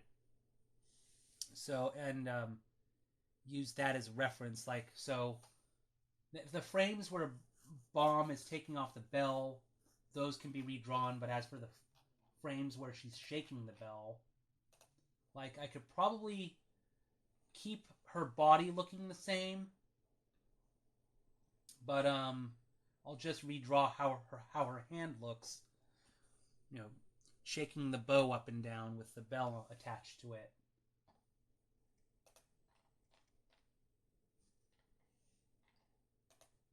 Yeah, let me go find my phone so I can have my video reference.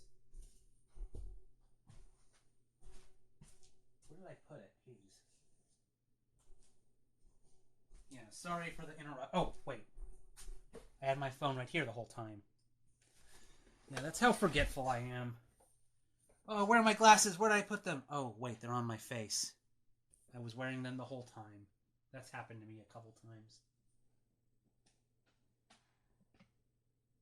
I wouldn't mind having the ribbon of the bow extend while the bow is... So something like...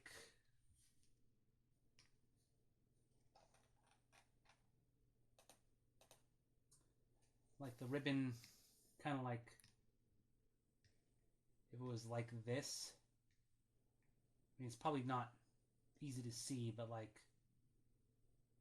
She's like stretching it from her neck or something. Like that. That would look a little strange to me.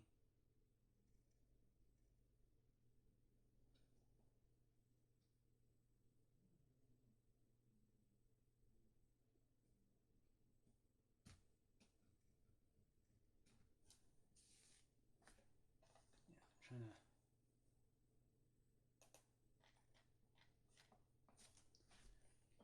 Okay, let me look at my videos.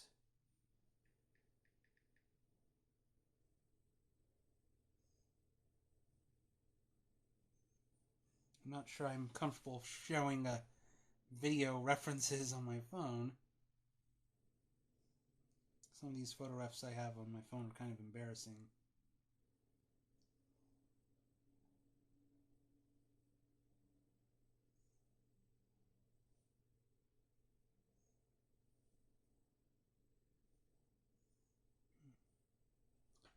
Let me delete my... Oh, I don't have a lot of images to delete. 67... Oh! Oh, I see. I was wondering why I had 67 videos on my phone, and now I remember. Like, I took a bunch of videos of the actors in Edwin Drood for the videos I was editing. Okay, here we go. Here's the videos of me.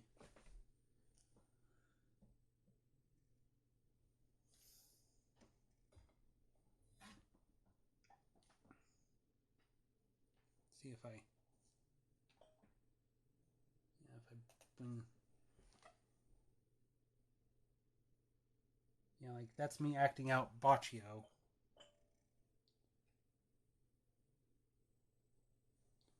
There we go. And there I am, like, shaking the collar, pretending it's a bow, just to see how it sways and everything. I might clip this just so I don't have to watch the full 37 seconds. Okay, is there a way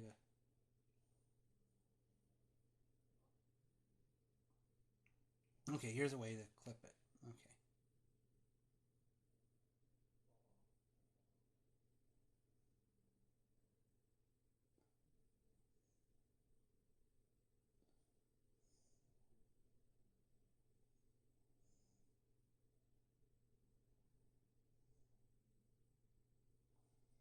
Okay.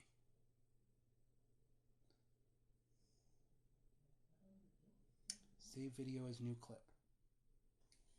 There we go. How many seconds is this? Okay, only 19 seconds. Okay, that's... Okay.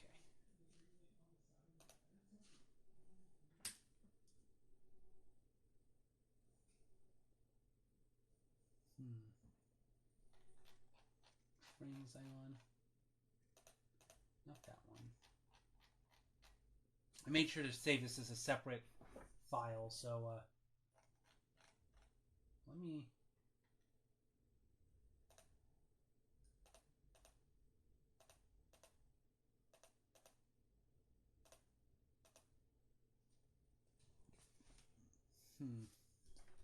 Well, before I animate Bomb taking the bow off, I'm gonna draw her like about to shake the bow.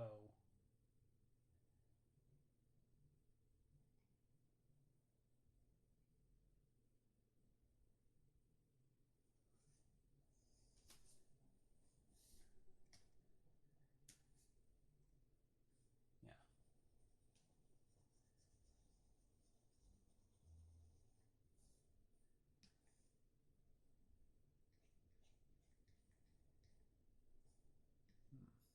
Shoot.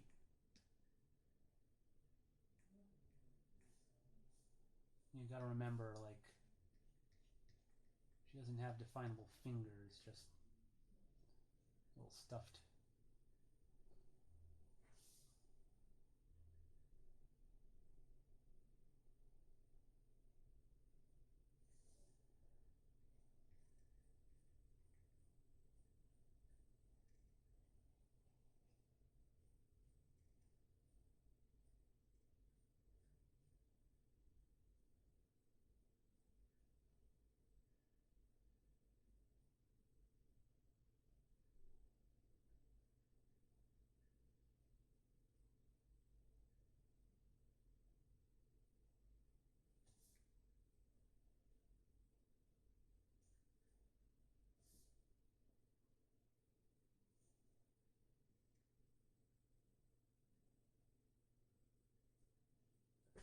Okay.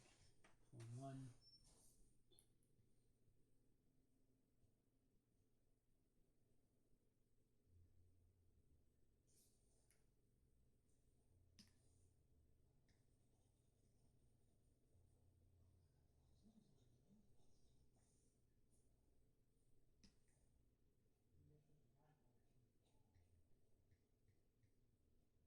It's kind of like, I don't know, it makes me think of the hands Winnie the Pooh has. If I look those up. Marvel fans rejoice, Fantastic Four First Steps premiere. Oh, yeah. That's on Blu-ray now. I reviewed the other Fantastic Four movies.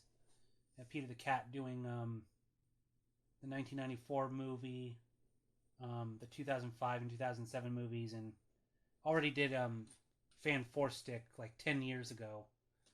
I was thinking of like doing a Peter the Cat review of Fantastic Four First Steps, since I didn't do that after seeing the movie in theaters, but I can do a review of it on Blu-ray.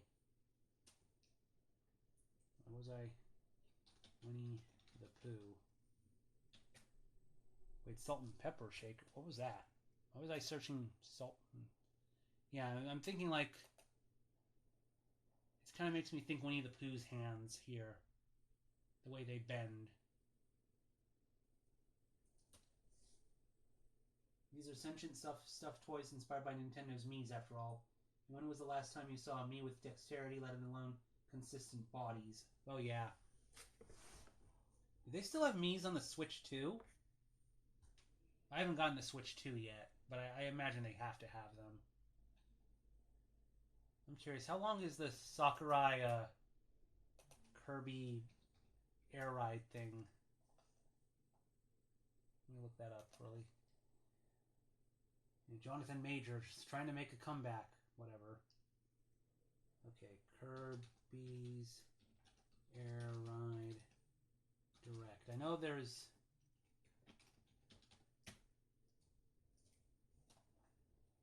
Oh, an hour... Oh my god, an hour long? I didn't know it was in... How long was the first one?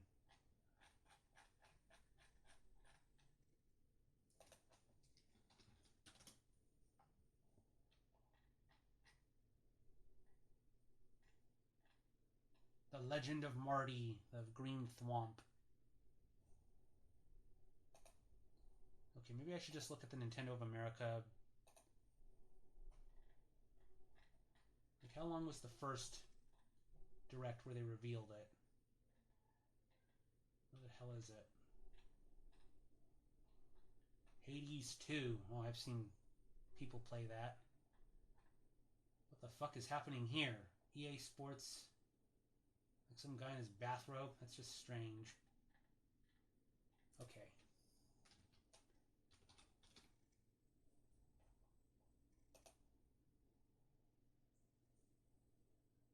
Not the amiibo.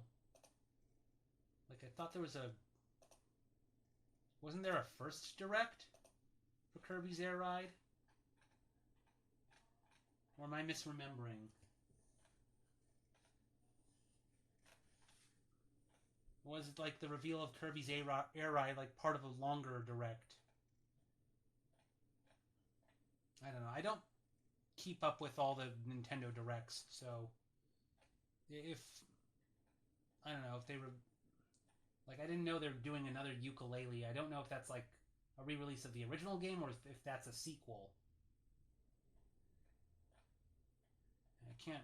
I thought there was a first direct for Kirby's Air Ride. Oh, shit.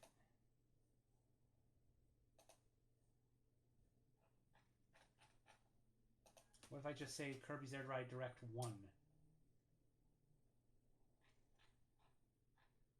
Okay, there's the first one. That one's 47 minutes. The second one is an hour. Like, I thought, what if I did a reaction to the Kirby's Air Ride Direct, like, before animating or something, but it's like, those are way too long. Never mind. I'm not going to bother with that.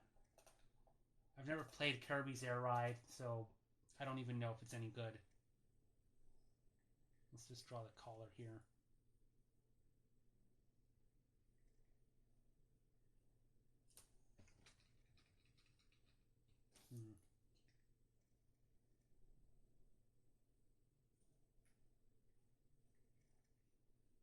I'll draw it looking stretched. Oops.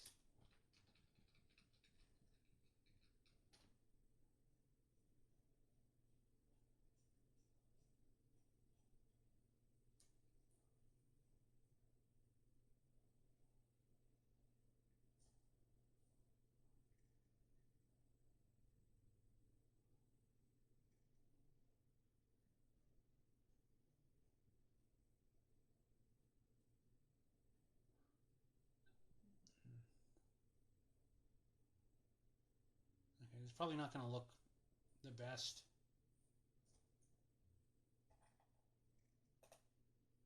Okay.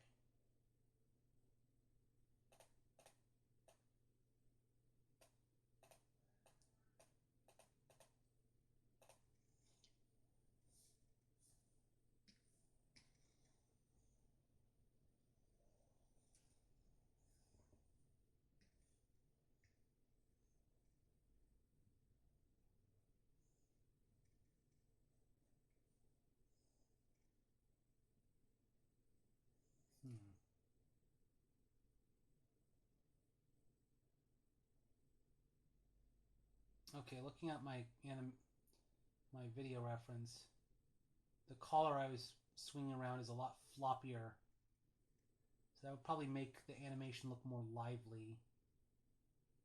Just having, weight to it.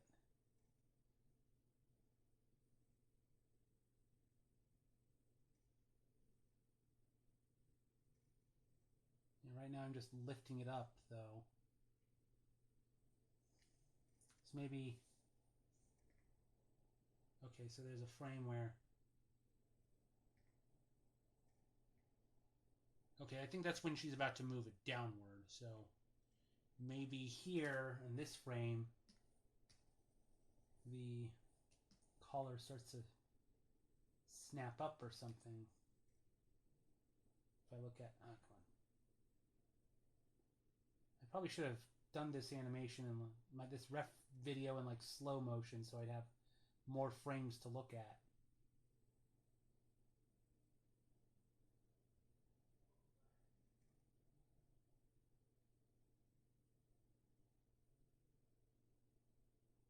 Dang it. Okay. Maybe I should have an in-between where... I don't know. Where the... No. If she's dragging it, lifting it up, then it would make sense for the collar to be pointing downward. It's like at the peak, changes direction or something. I mean, I'm just worried it would look like a pop in the animation.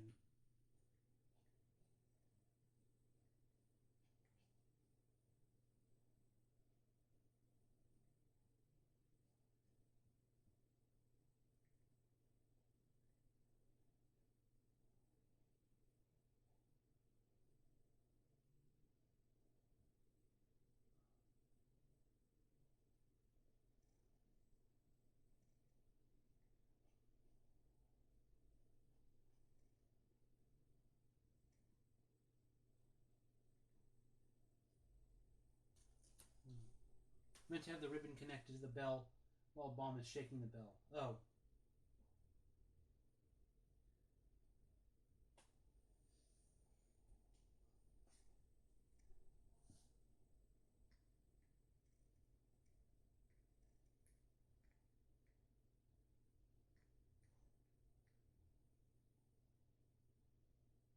Okay, there it looks like I actually drew fingers on Bomb's hand. That's kind of strange.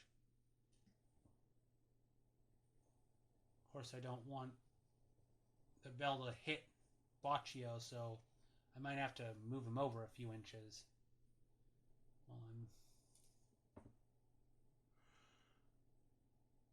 I think this is, yeah, this is when she starts to move it down. And, you know, principles of animation. What would this be? Follow through overlapping action. Trying to remember, like, arcs.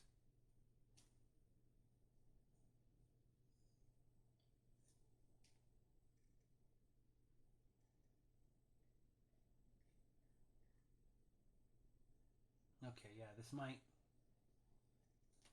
I'm not sure if this will pop or something, and if I...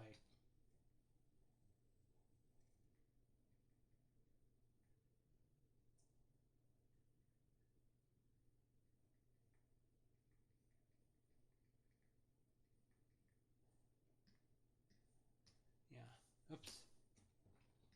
Yeah, I might have to move Boccio over, or maybe I just do have it overlap, I don't know.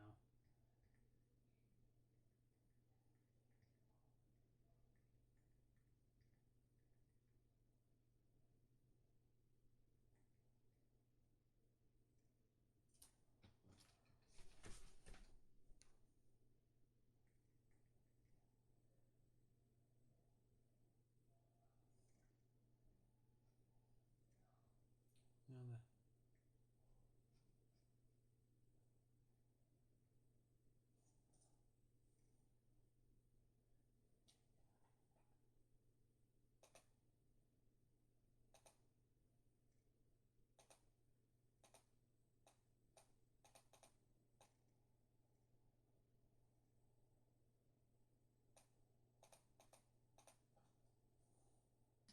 this is gonna be Boccio moving backwards.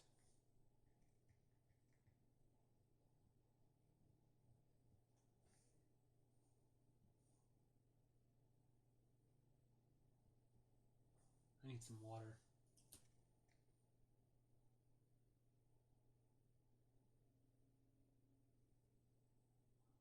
Oh.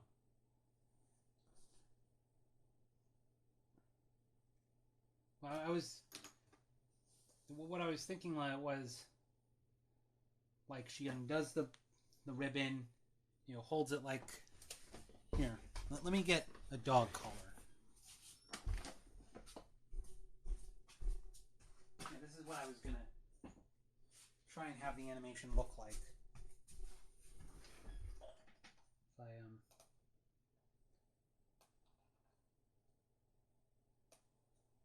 yeah, like, she'd have it on, like, undoes it, then, you know, like, she'd have it on, undoes it, then, I don't know, I guess she'd have to put it back together like this or something. What I was gonna have her do is have her shake it like this. That's what I was gonna have. That would have complicated it. Yeah, it's like, I don't know. It's like I'm just trying to think like, how would this bell be attached to the ribbon or something? Like if it's on Velcro or something, that would probably be the easiest thing to do. But I thought like, it'd be more realistic if like she had to take the bow off and she shakes it around like this. I mean, if you'd rather have it be just the bow, the bell just pops on and off or something like it's Velcro or something, that I could do that. If doing it like this, I just thought this would be having it like this would make more sense and also maybe be a bit more interesting visually. The only thing is, I might have to move Boccio over a little bit so it doesn't look like the bell is going to smack him. Yeah, this is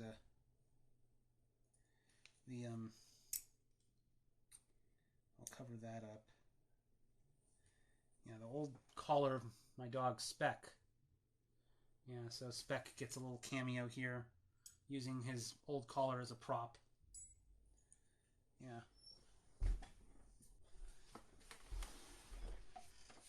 Meet in the middle with the bell and the ribbon staying in Bomb's hand.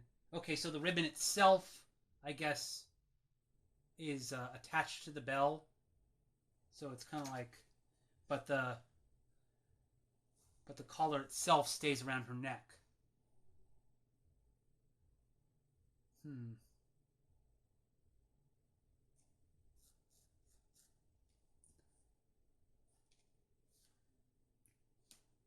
Like the way you're saying, the ribbon stretches around her neck. Like, I thought what you meant would it be like, kind of like this. It'd be like that. Which, I don't know, I thought that would look a bit strange.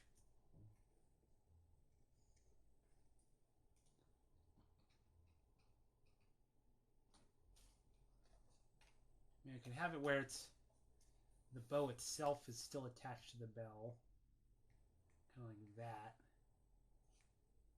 And maybe she's still wearing the ribbon itself,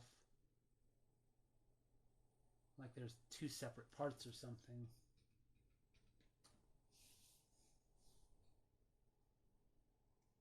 Oh shit! Oh my! I forgot to shrink this down. Whoops. Okay, let me. Yeah, having the bell by itself and the collar like that.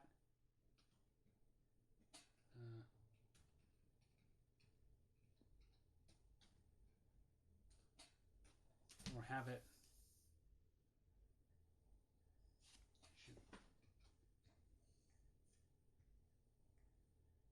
What I was thinking was you wanted it to be like something like this,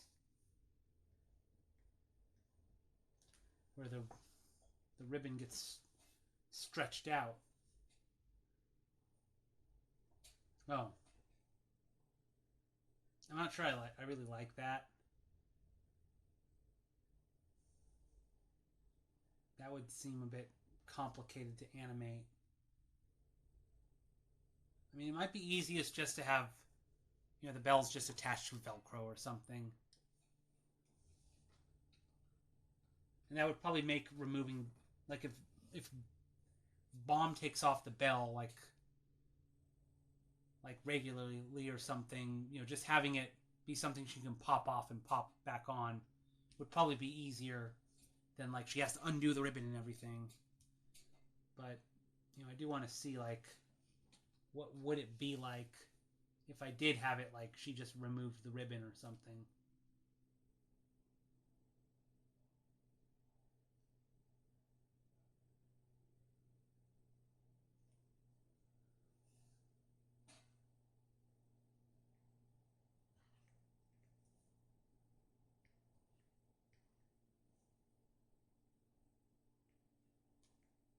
Oops.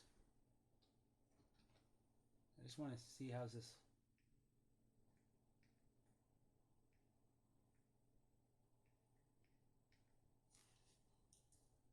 I'm just curious how this would look in the animation. Like,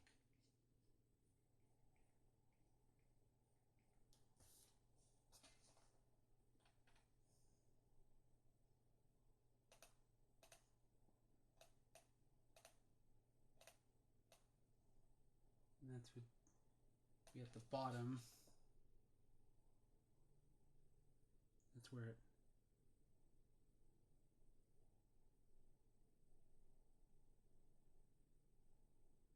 That's where it would start to flop back down.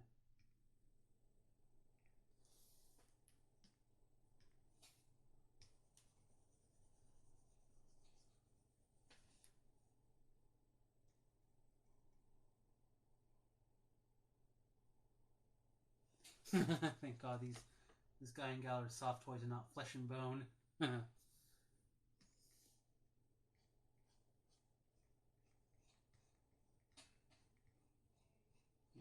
so.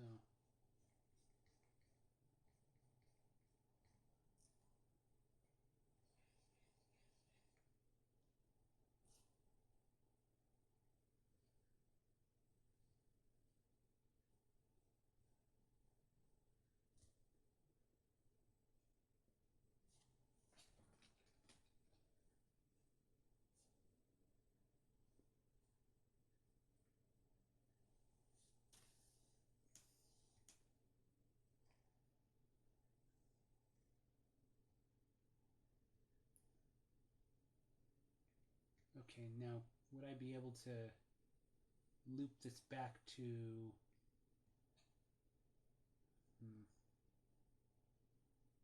Or is this like its own frame?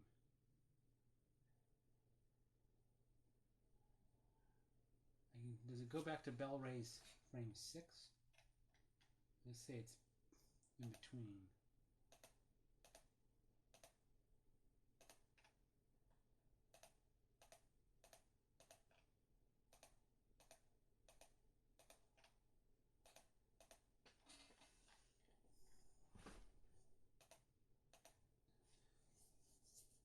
Yeah, I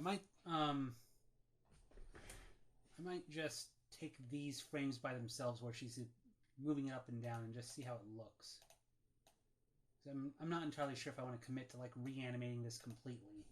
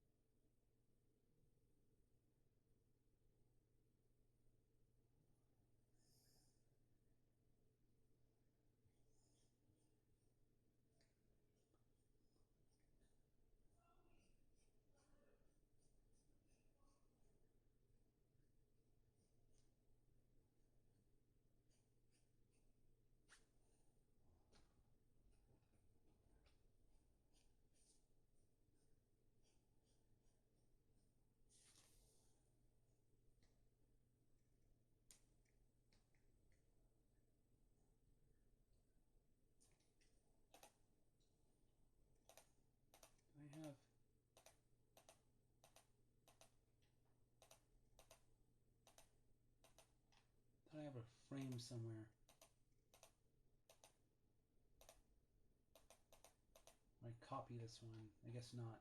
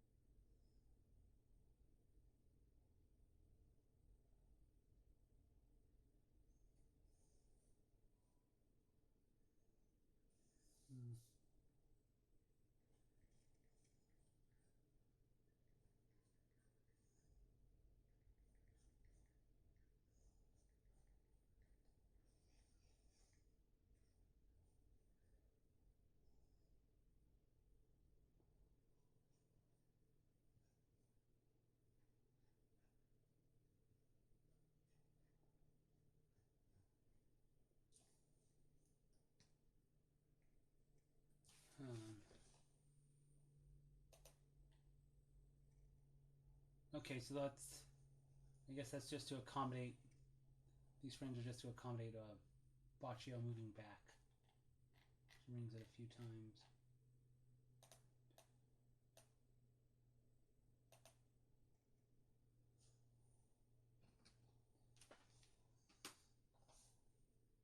Let's see how this looks.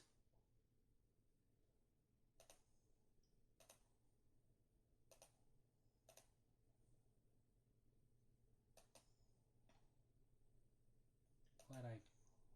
Well, before I go further, let's actually reopen, I don't remember which one was it? Ah, this one.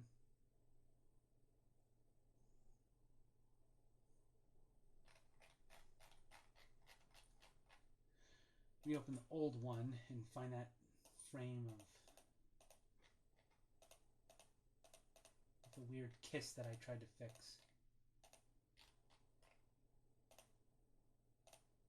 Yeah, there we go. Keyframe 17 it was. Let me open up the animatic. Let me just insert this new frame.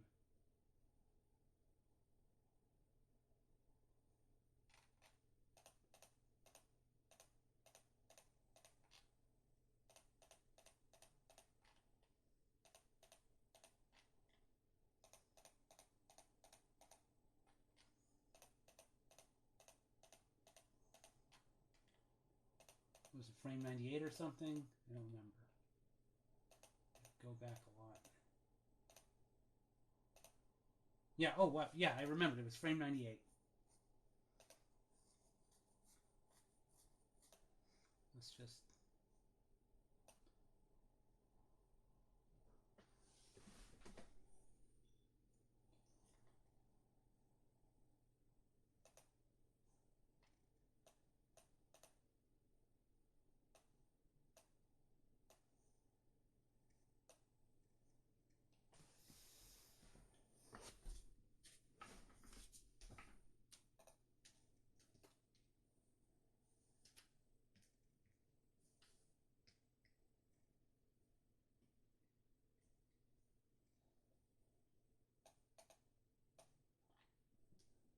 Yeah, it goes...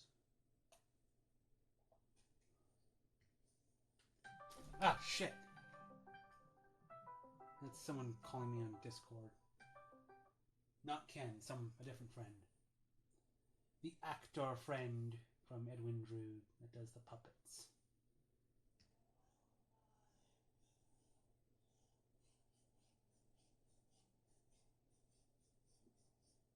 Let's do some frame replacement.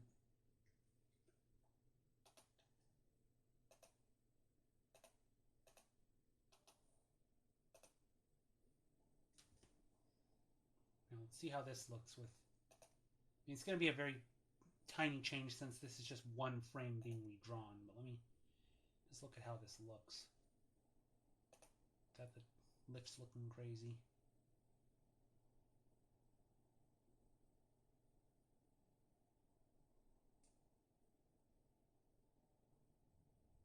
Yeah. It's so subtle you probably won't even notice it, but I prefer the lips looking like this. So I'll just save that version of the animatic. I will probably have to... Any GIFs I did of the animatic, I might have to export that and replace it. I still like Spin Cycle. How many versions of this did I do?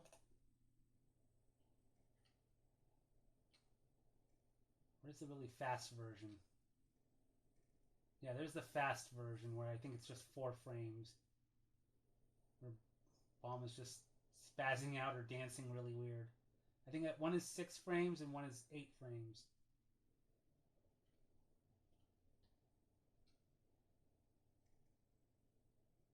I kind of like the 4 frame version just for how fast it is and looks more erratic. The 6 frame one isn't bad either. where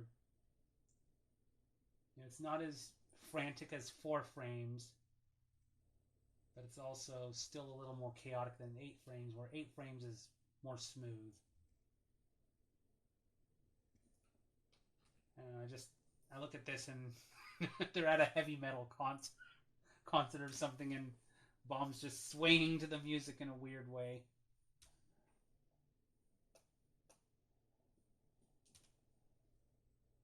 Can't spell subtlety with a silent B.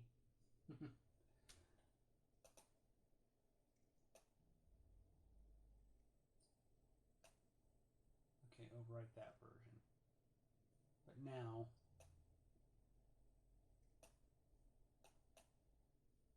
is this the version with... No. I want to go over version 10. I just want to see how the collar version looks. Okay.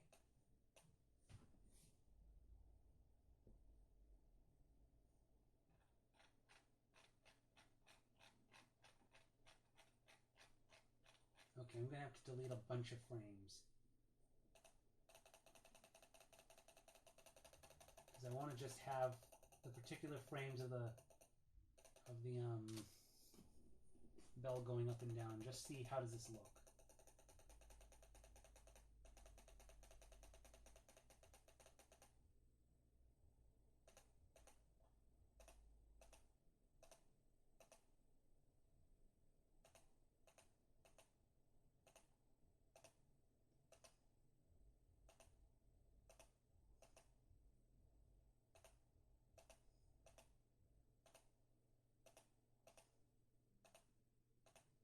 Okay.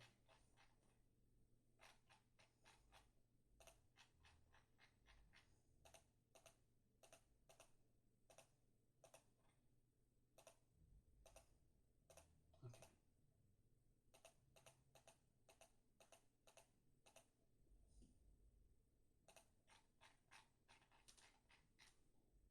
I'm just going to look at all the frames where it's just the collar. Just want to know, how does it look? Just in case, I'll export collar.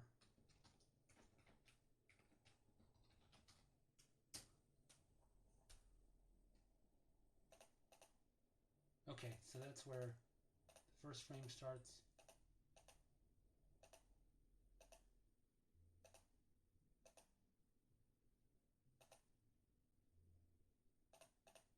Okay, it starts getting to the point where I can't see what's going on.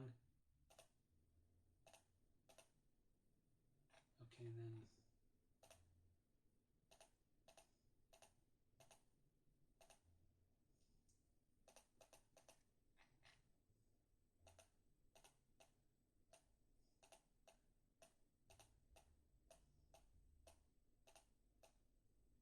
okay, we'll see in a moment if changing to the collar animation is like worth switching to.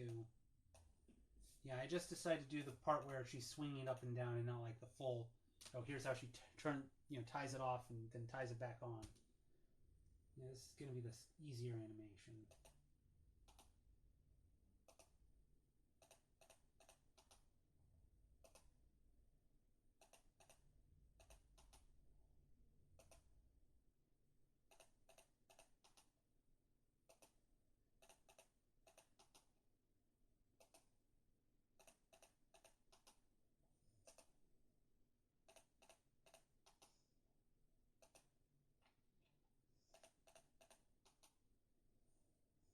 See if I can. I won't worry about the railing. Let's just see, how does this look and play back.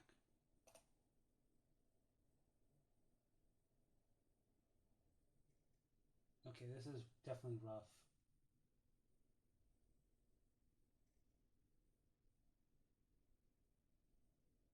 Okay, it's inconsistent, but let me see if I can delete a few frames to make it more smooth.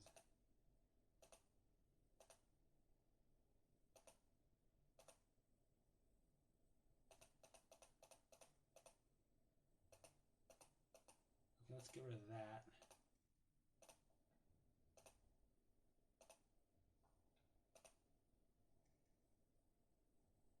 And maybe it would be better if I just started the animation from scratch or something. Yeah, it's just... Okay, just have her moving it down, not back. Up, down. Wait.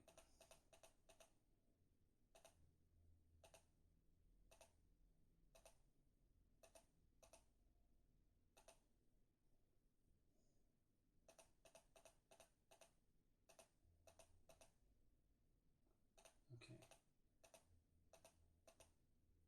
Yeah, okay. I have too many frames where she's lifting it up or putting it down, I don't know. There's an uneven number of frames somewhere. Okay, there we go.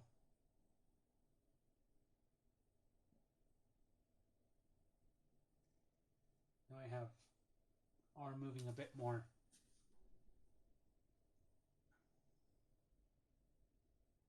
It's not swaying all the way.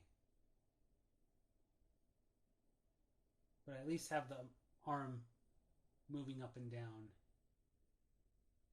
But I only have it sway downward on the, you know, like,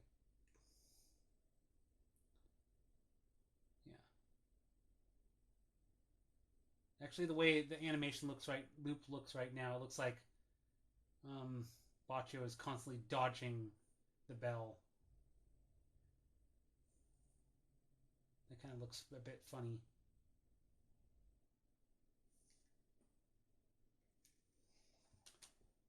Looking at this, I think I might just stick to she just takes the bell off and puts it back on like there's Velcro. That's probably just the simplest to do. There's one thing I'd like to change though. Okay.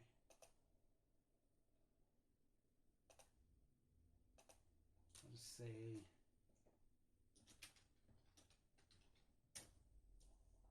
there. There's one thing I'd like to change for the hands though. Looking at this.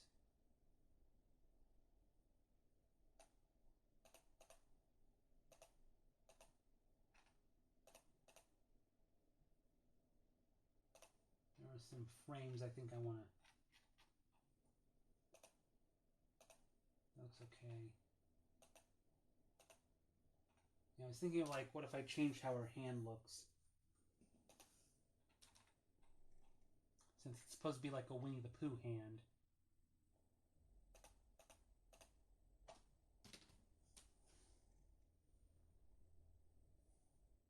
It's like playing with a dog in that loop.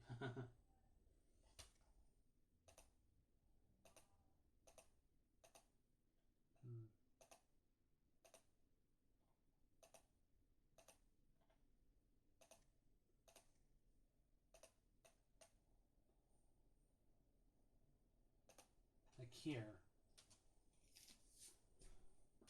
Redo it so that the bell... Redraw how the hand looks.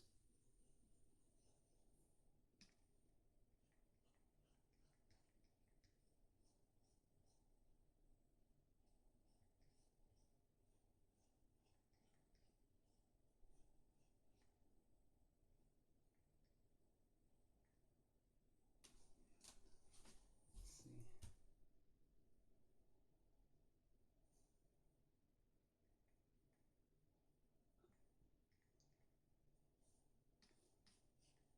Yeah, draw it looking more like that.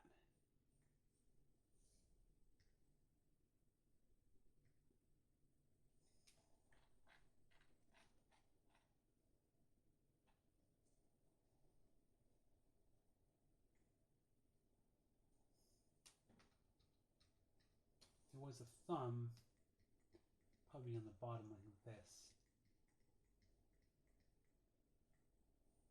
Looks a little strange.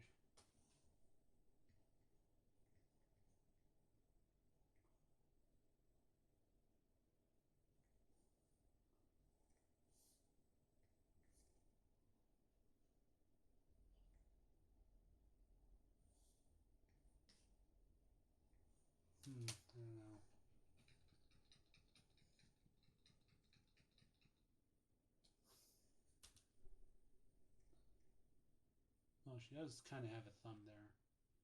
Kind of like the Winnie the Pooh type hand. I'm trying to remember what does Winnie the Pooh's hands quote unquote look like again?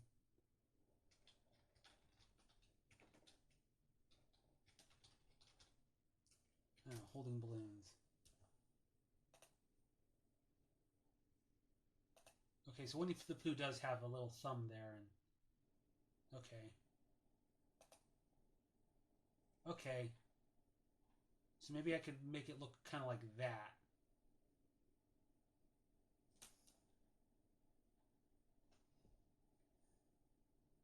"99 red balloons go by, do do do do do do do do do do."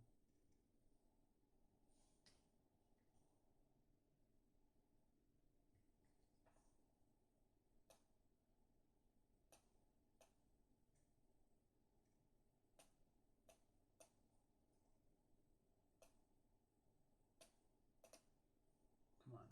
Okay, there we go. Now I see it. Actually, it's like more like this almost. Not like.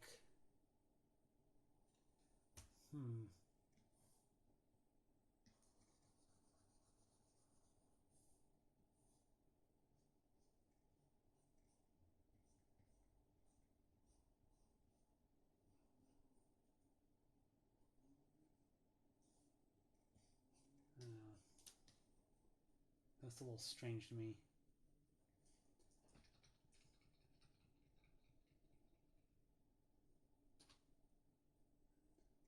Oops.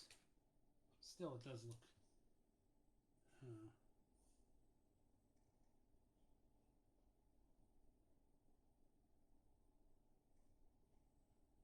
Maybe it looks like that. The little thumb peeks there.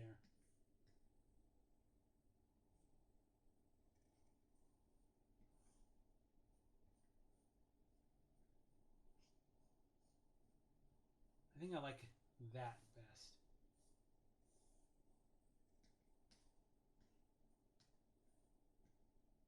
It does look like there's a thumb holding onto the bell.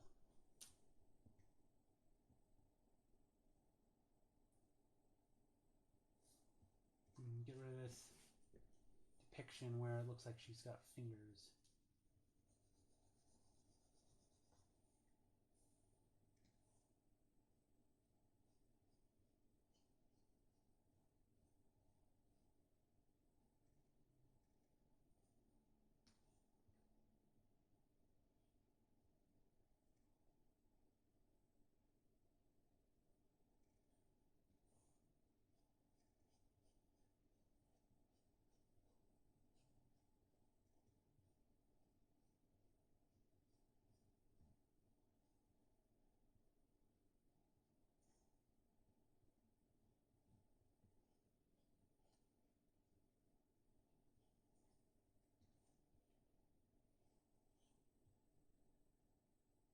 Okay, it's roughly the same size.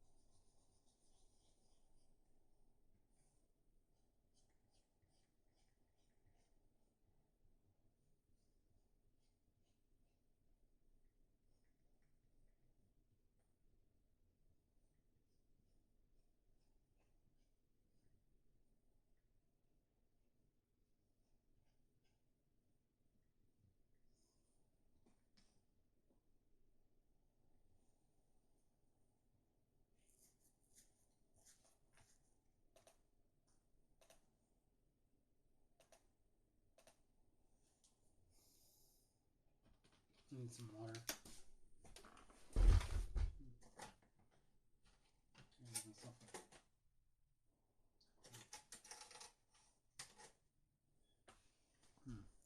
Ubus.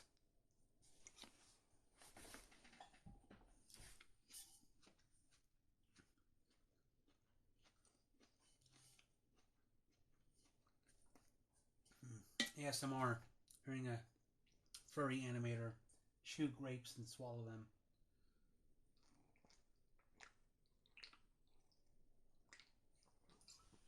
Ah, fuck. Ugh. Ugh. Ugh. GuineaPigDan is now dying on stream. What actually happened is, I don't know.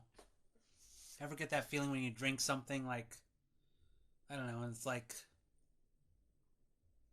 I don't know, your esophagus gets air stuck or something. And it's like, causes pain on the inside. I don't know.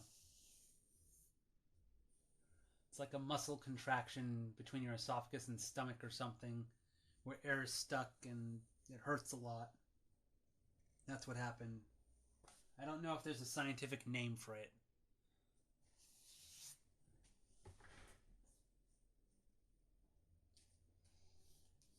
But anyway, that's a sign that I should, I don't know, write my last will and testament or something.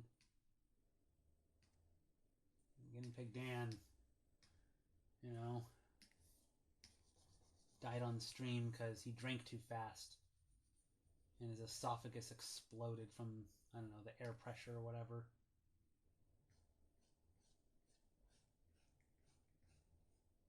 I mean, apparently there was like this one streamer who like streamed herself giving live birth on Twitch. So I don't know if you can get away with something like that. I mean, I don't know. Who says I can't like stream myself accidentally dying on a video in a ridiculous way?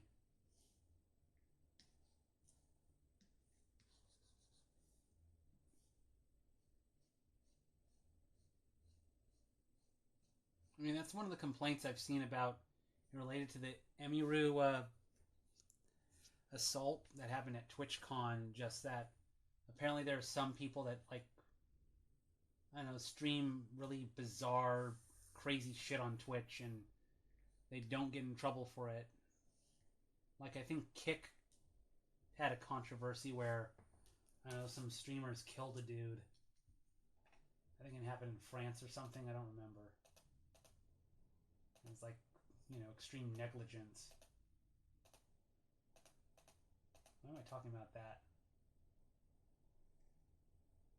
I don't know. I don't know. It's like streamer drama is just so bizarre.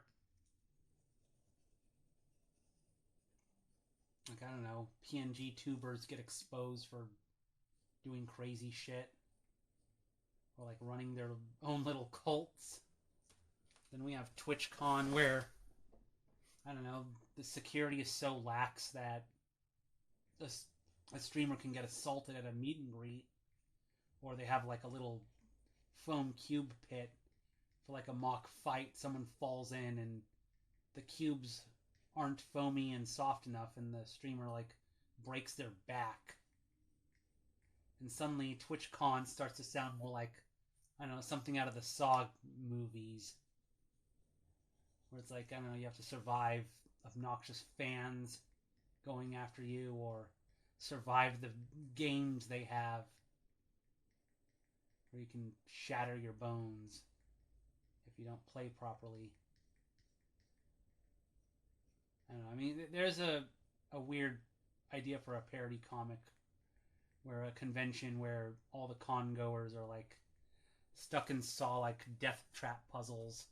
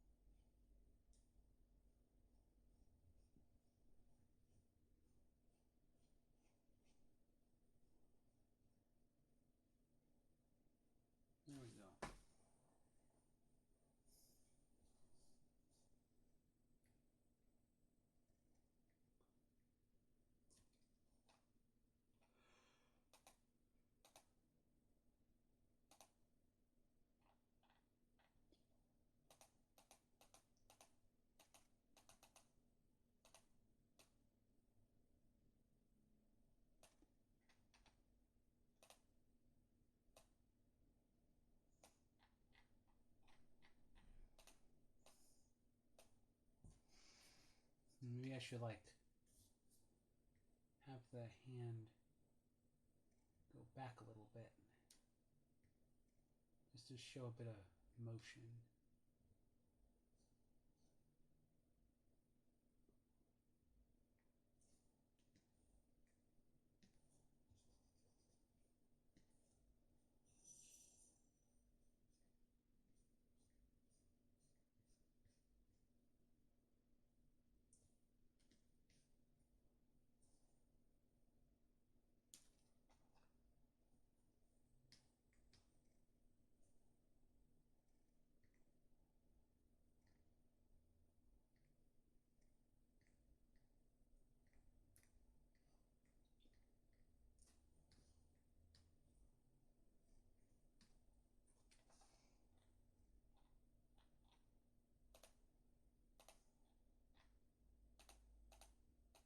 Okay, so yeah, I can go through these frames and replace them, but I can do that off stream. It's going to be boring.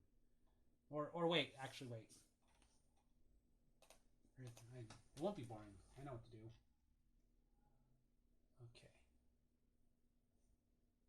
So find.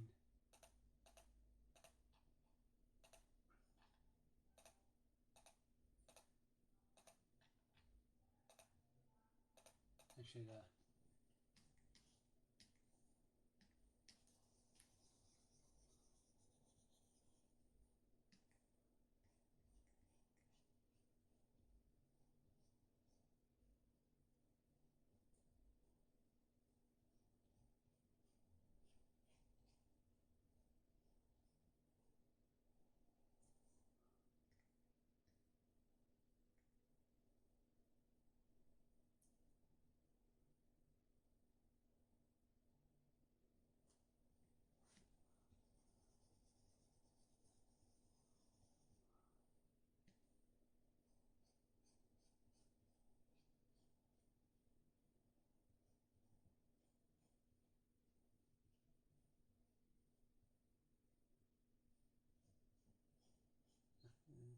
there you go.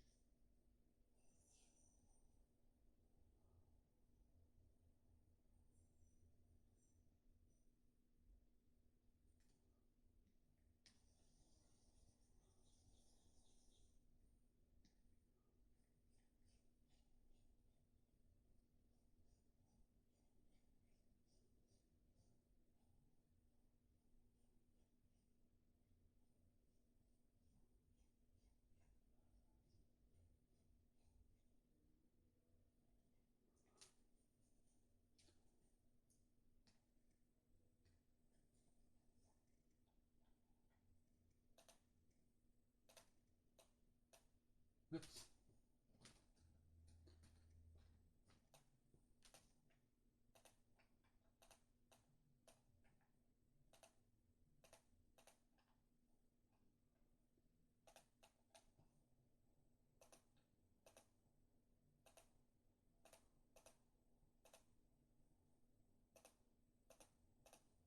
Okay, let's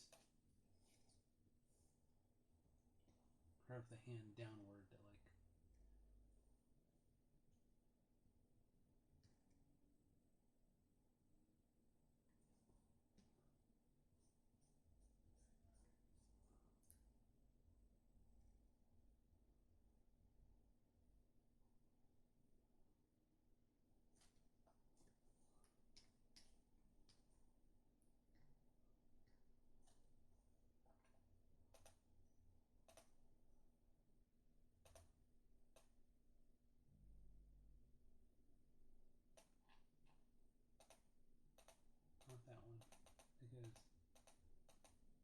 this frame.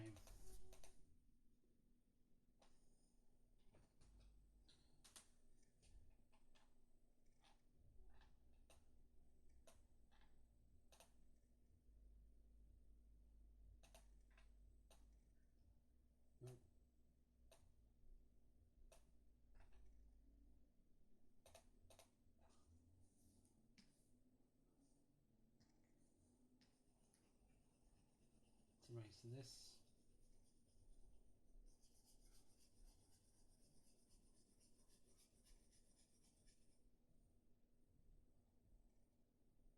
Ah!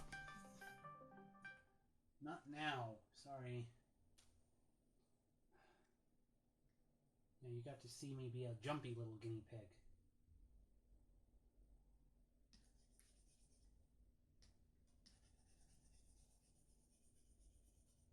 Should probably let this friend know, I'm in the middle of the stream. Stop startling me. It's weird how my phone and the iPad still have the old Discord call sound, but my computer has the new one where it sounds like a sci-fi song. It's very strange.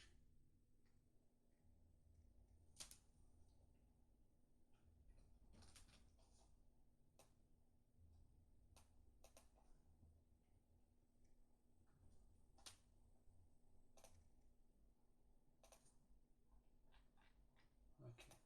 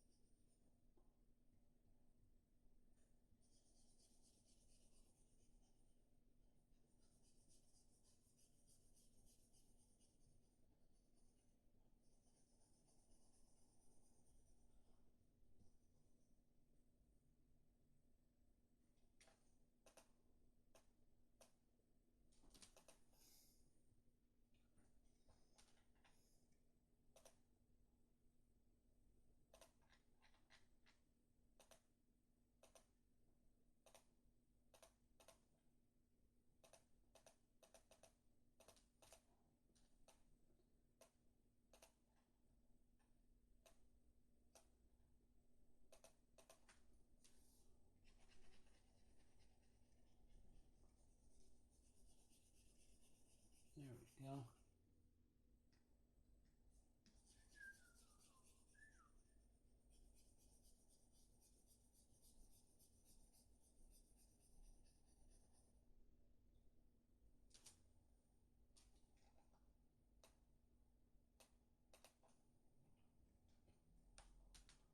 There we go.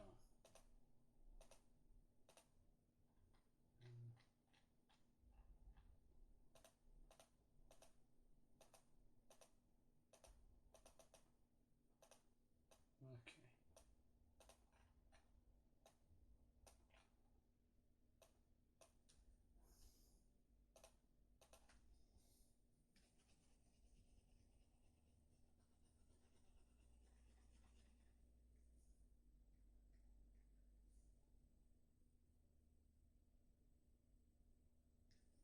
Okay, so it looks like actually bomb is the same.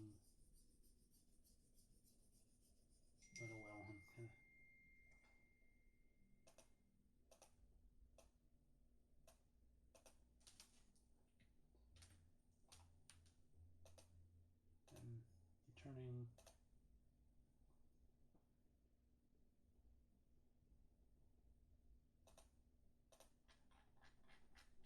Let me go back to when.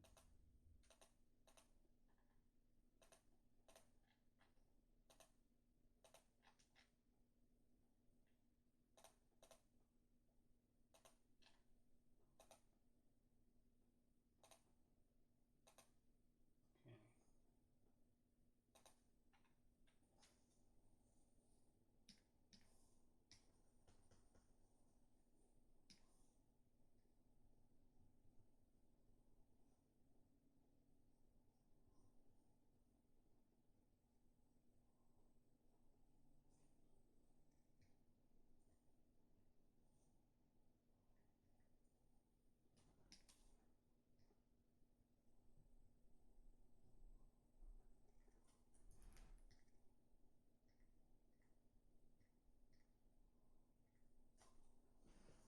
Hmm.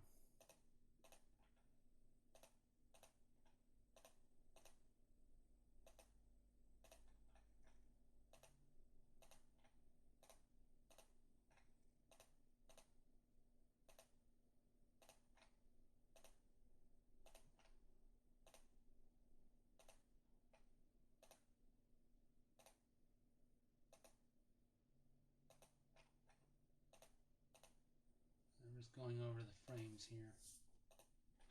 Looking for more. Okay, so I left off there. Now let's just redraw.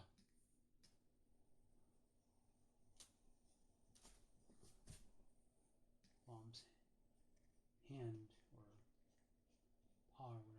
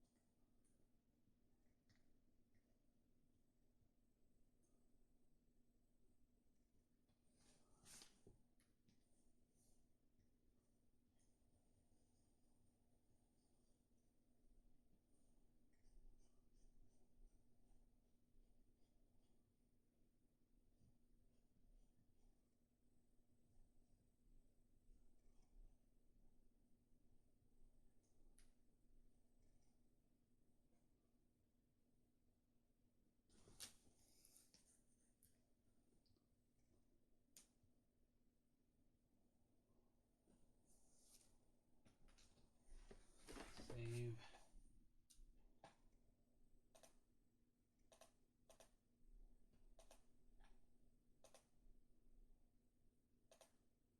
Yeah. Redrawing a lot of these frames, these hands.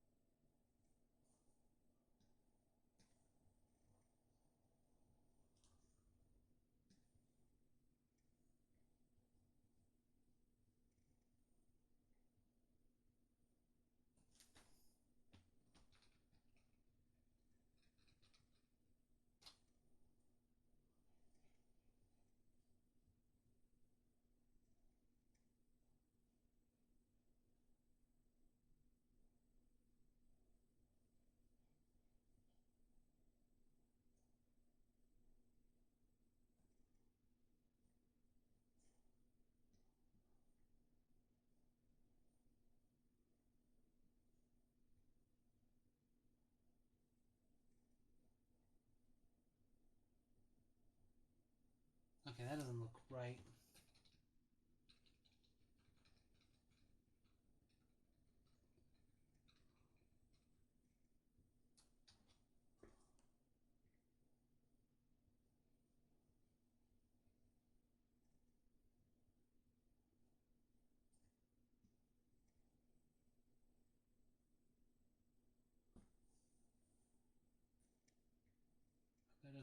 too weird.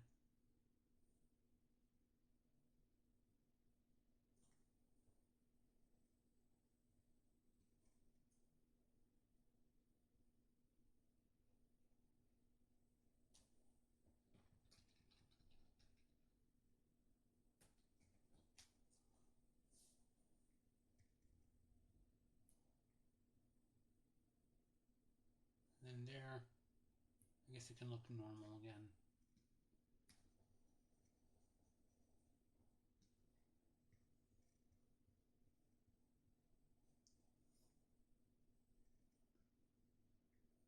Ah!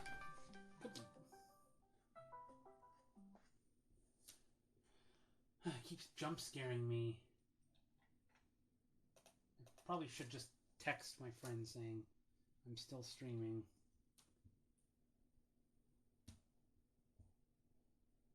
No, I'm doing a 24-hour stream.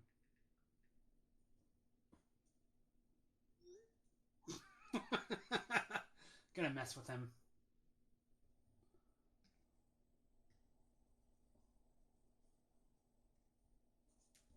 Just so people know, I'm not sure I would ever actually do that. Like, you know, I do want to take breaks to eat, go to the bathroom, and exercise. Are you kidding me?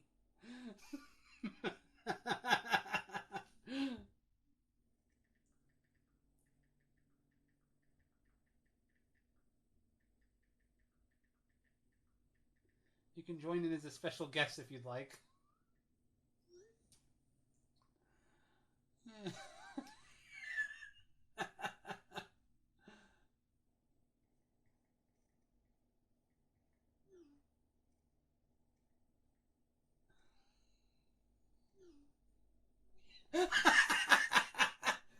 Oh my fucking god, you need help.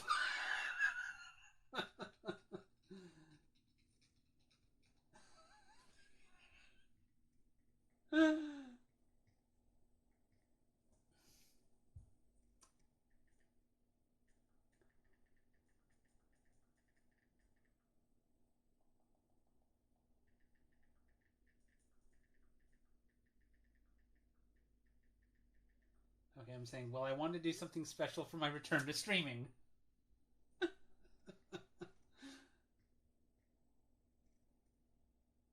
Okay. Alright, I'll fix Bomb's plushie hand thing later.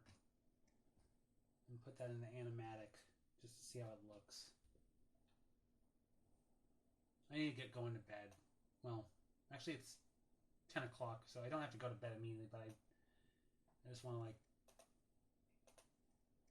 I think I'm done with streaming tonight. Alright. Let's just wait for my friend to respond one more time. Just to see, I don't know, if he calls me crazy again or something.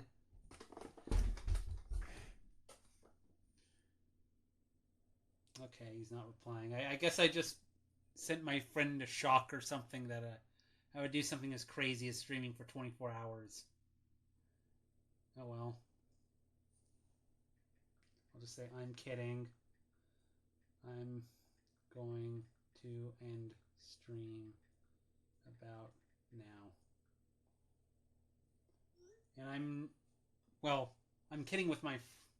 Yeah, it's a little confusing to say I'm kidding, but, you know, I actually am going to end stream now. So, I'll do I guess I'll do a new animatic. You know, sorry I didn't make a lot of progress on this animation.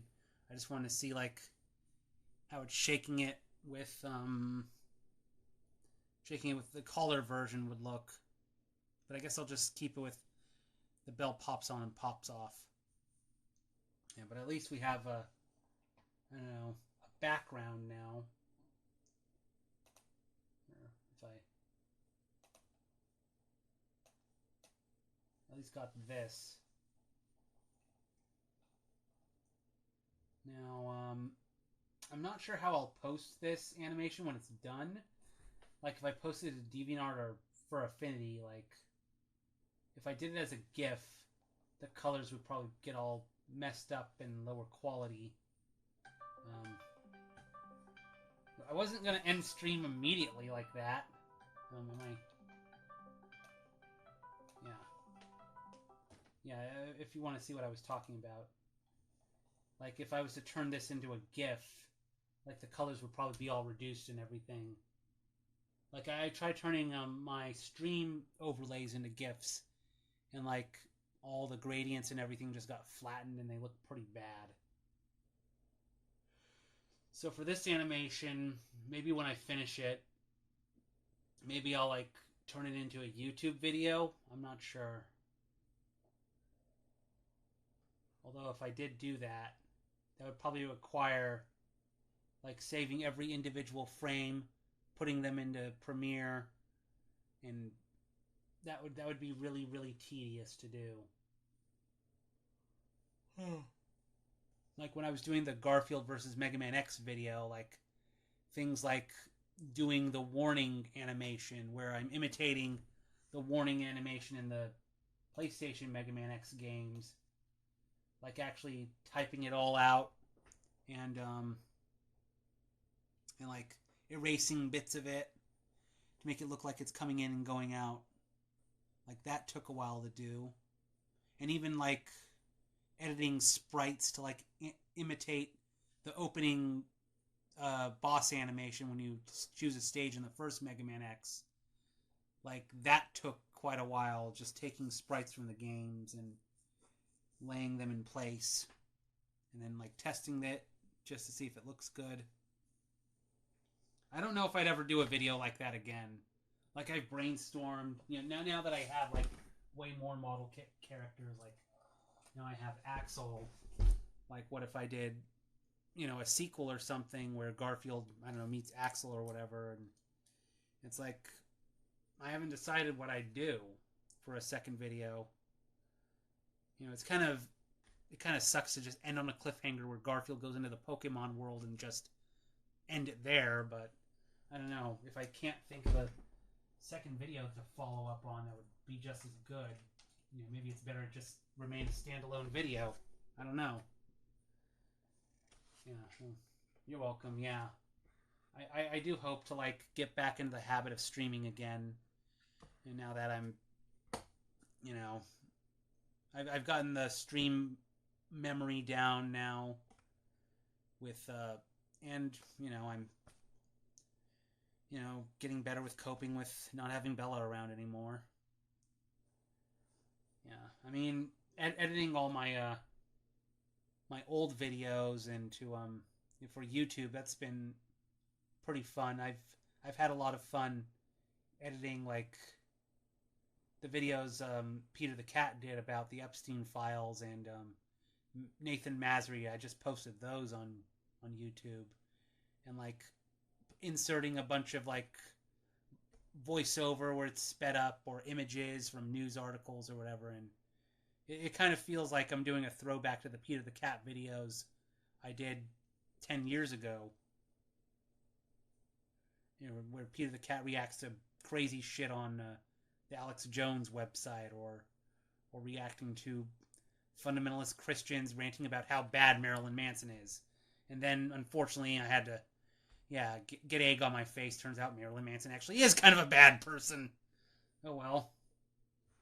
Yeah, so I guess I should just, wrap things up. Alrighty. Gracias por la visita. Thank you for watching. It's funny, though, a lady at work that knows Spanish said she'd help me practice, speaking Spanish, so that would help a lot. Yeah, I've been doing like some secret preparing of future projects, like playing Nintendo games in Spanish on my Switch, like Metroid Zero Mission and Mega Man X7, all in Spanish, and like screen capping all the dialogue. And maybe I'll do a playthrough where I like play Spanish teacher or something and be like, okay, in English we call it the screw attack, but in Spanish it's salto en barrena, jump in a drill or something. So, or attack tornillo, something like that. So anyway, that's screw attack in Spanish. That's a more direct translation. Ataque tornillo. So anyway, bye everybody. Follow me on DeviantArt, Weasel, Twitter, Blue Sky, Instagram, YouTube, Tumblr. For Shinku and for Affinity, buy my stuff on Cafe Press, and I'm gonna be at PawCon again in November. It's at the DoubleTree in San Jose. November 7th, 8th, and 9th. I have an Artist Alley spot, not a dealer den. I was too late to apply for that, so I might only have a table for a day or two. Yeah, so thank you everyone for watching. So good night, everybody. And now for that pesky little Howard Bloom impression again, where I look for that pesky off switch. I think I found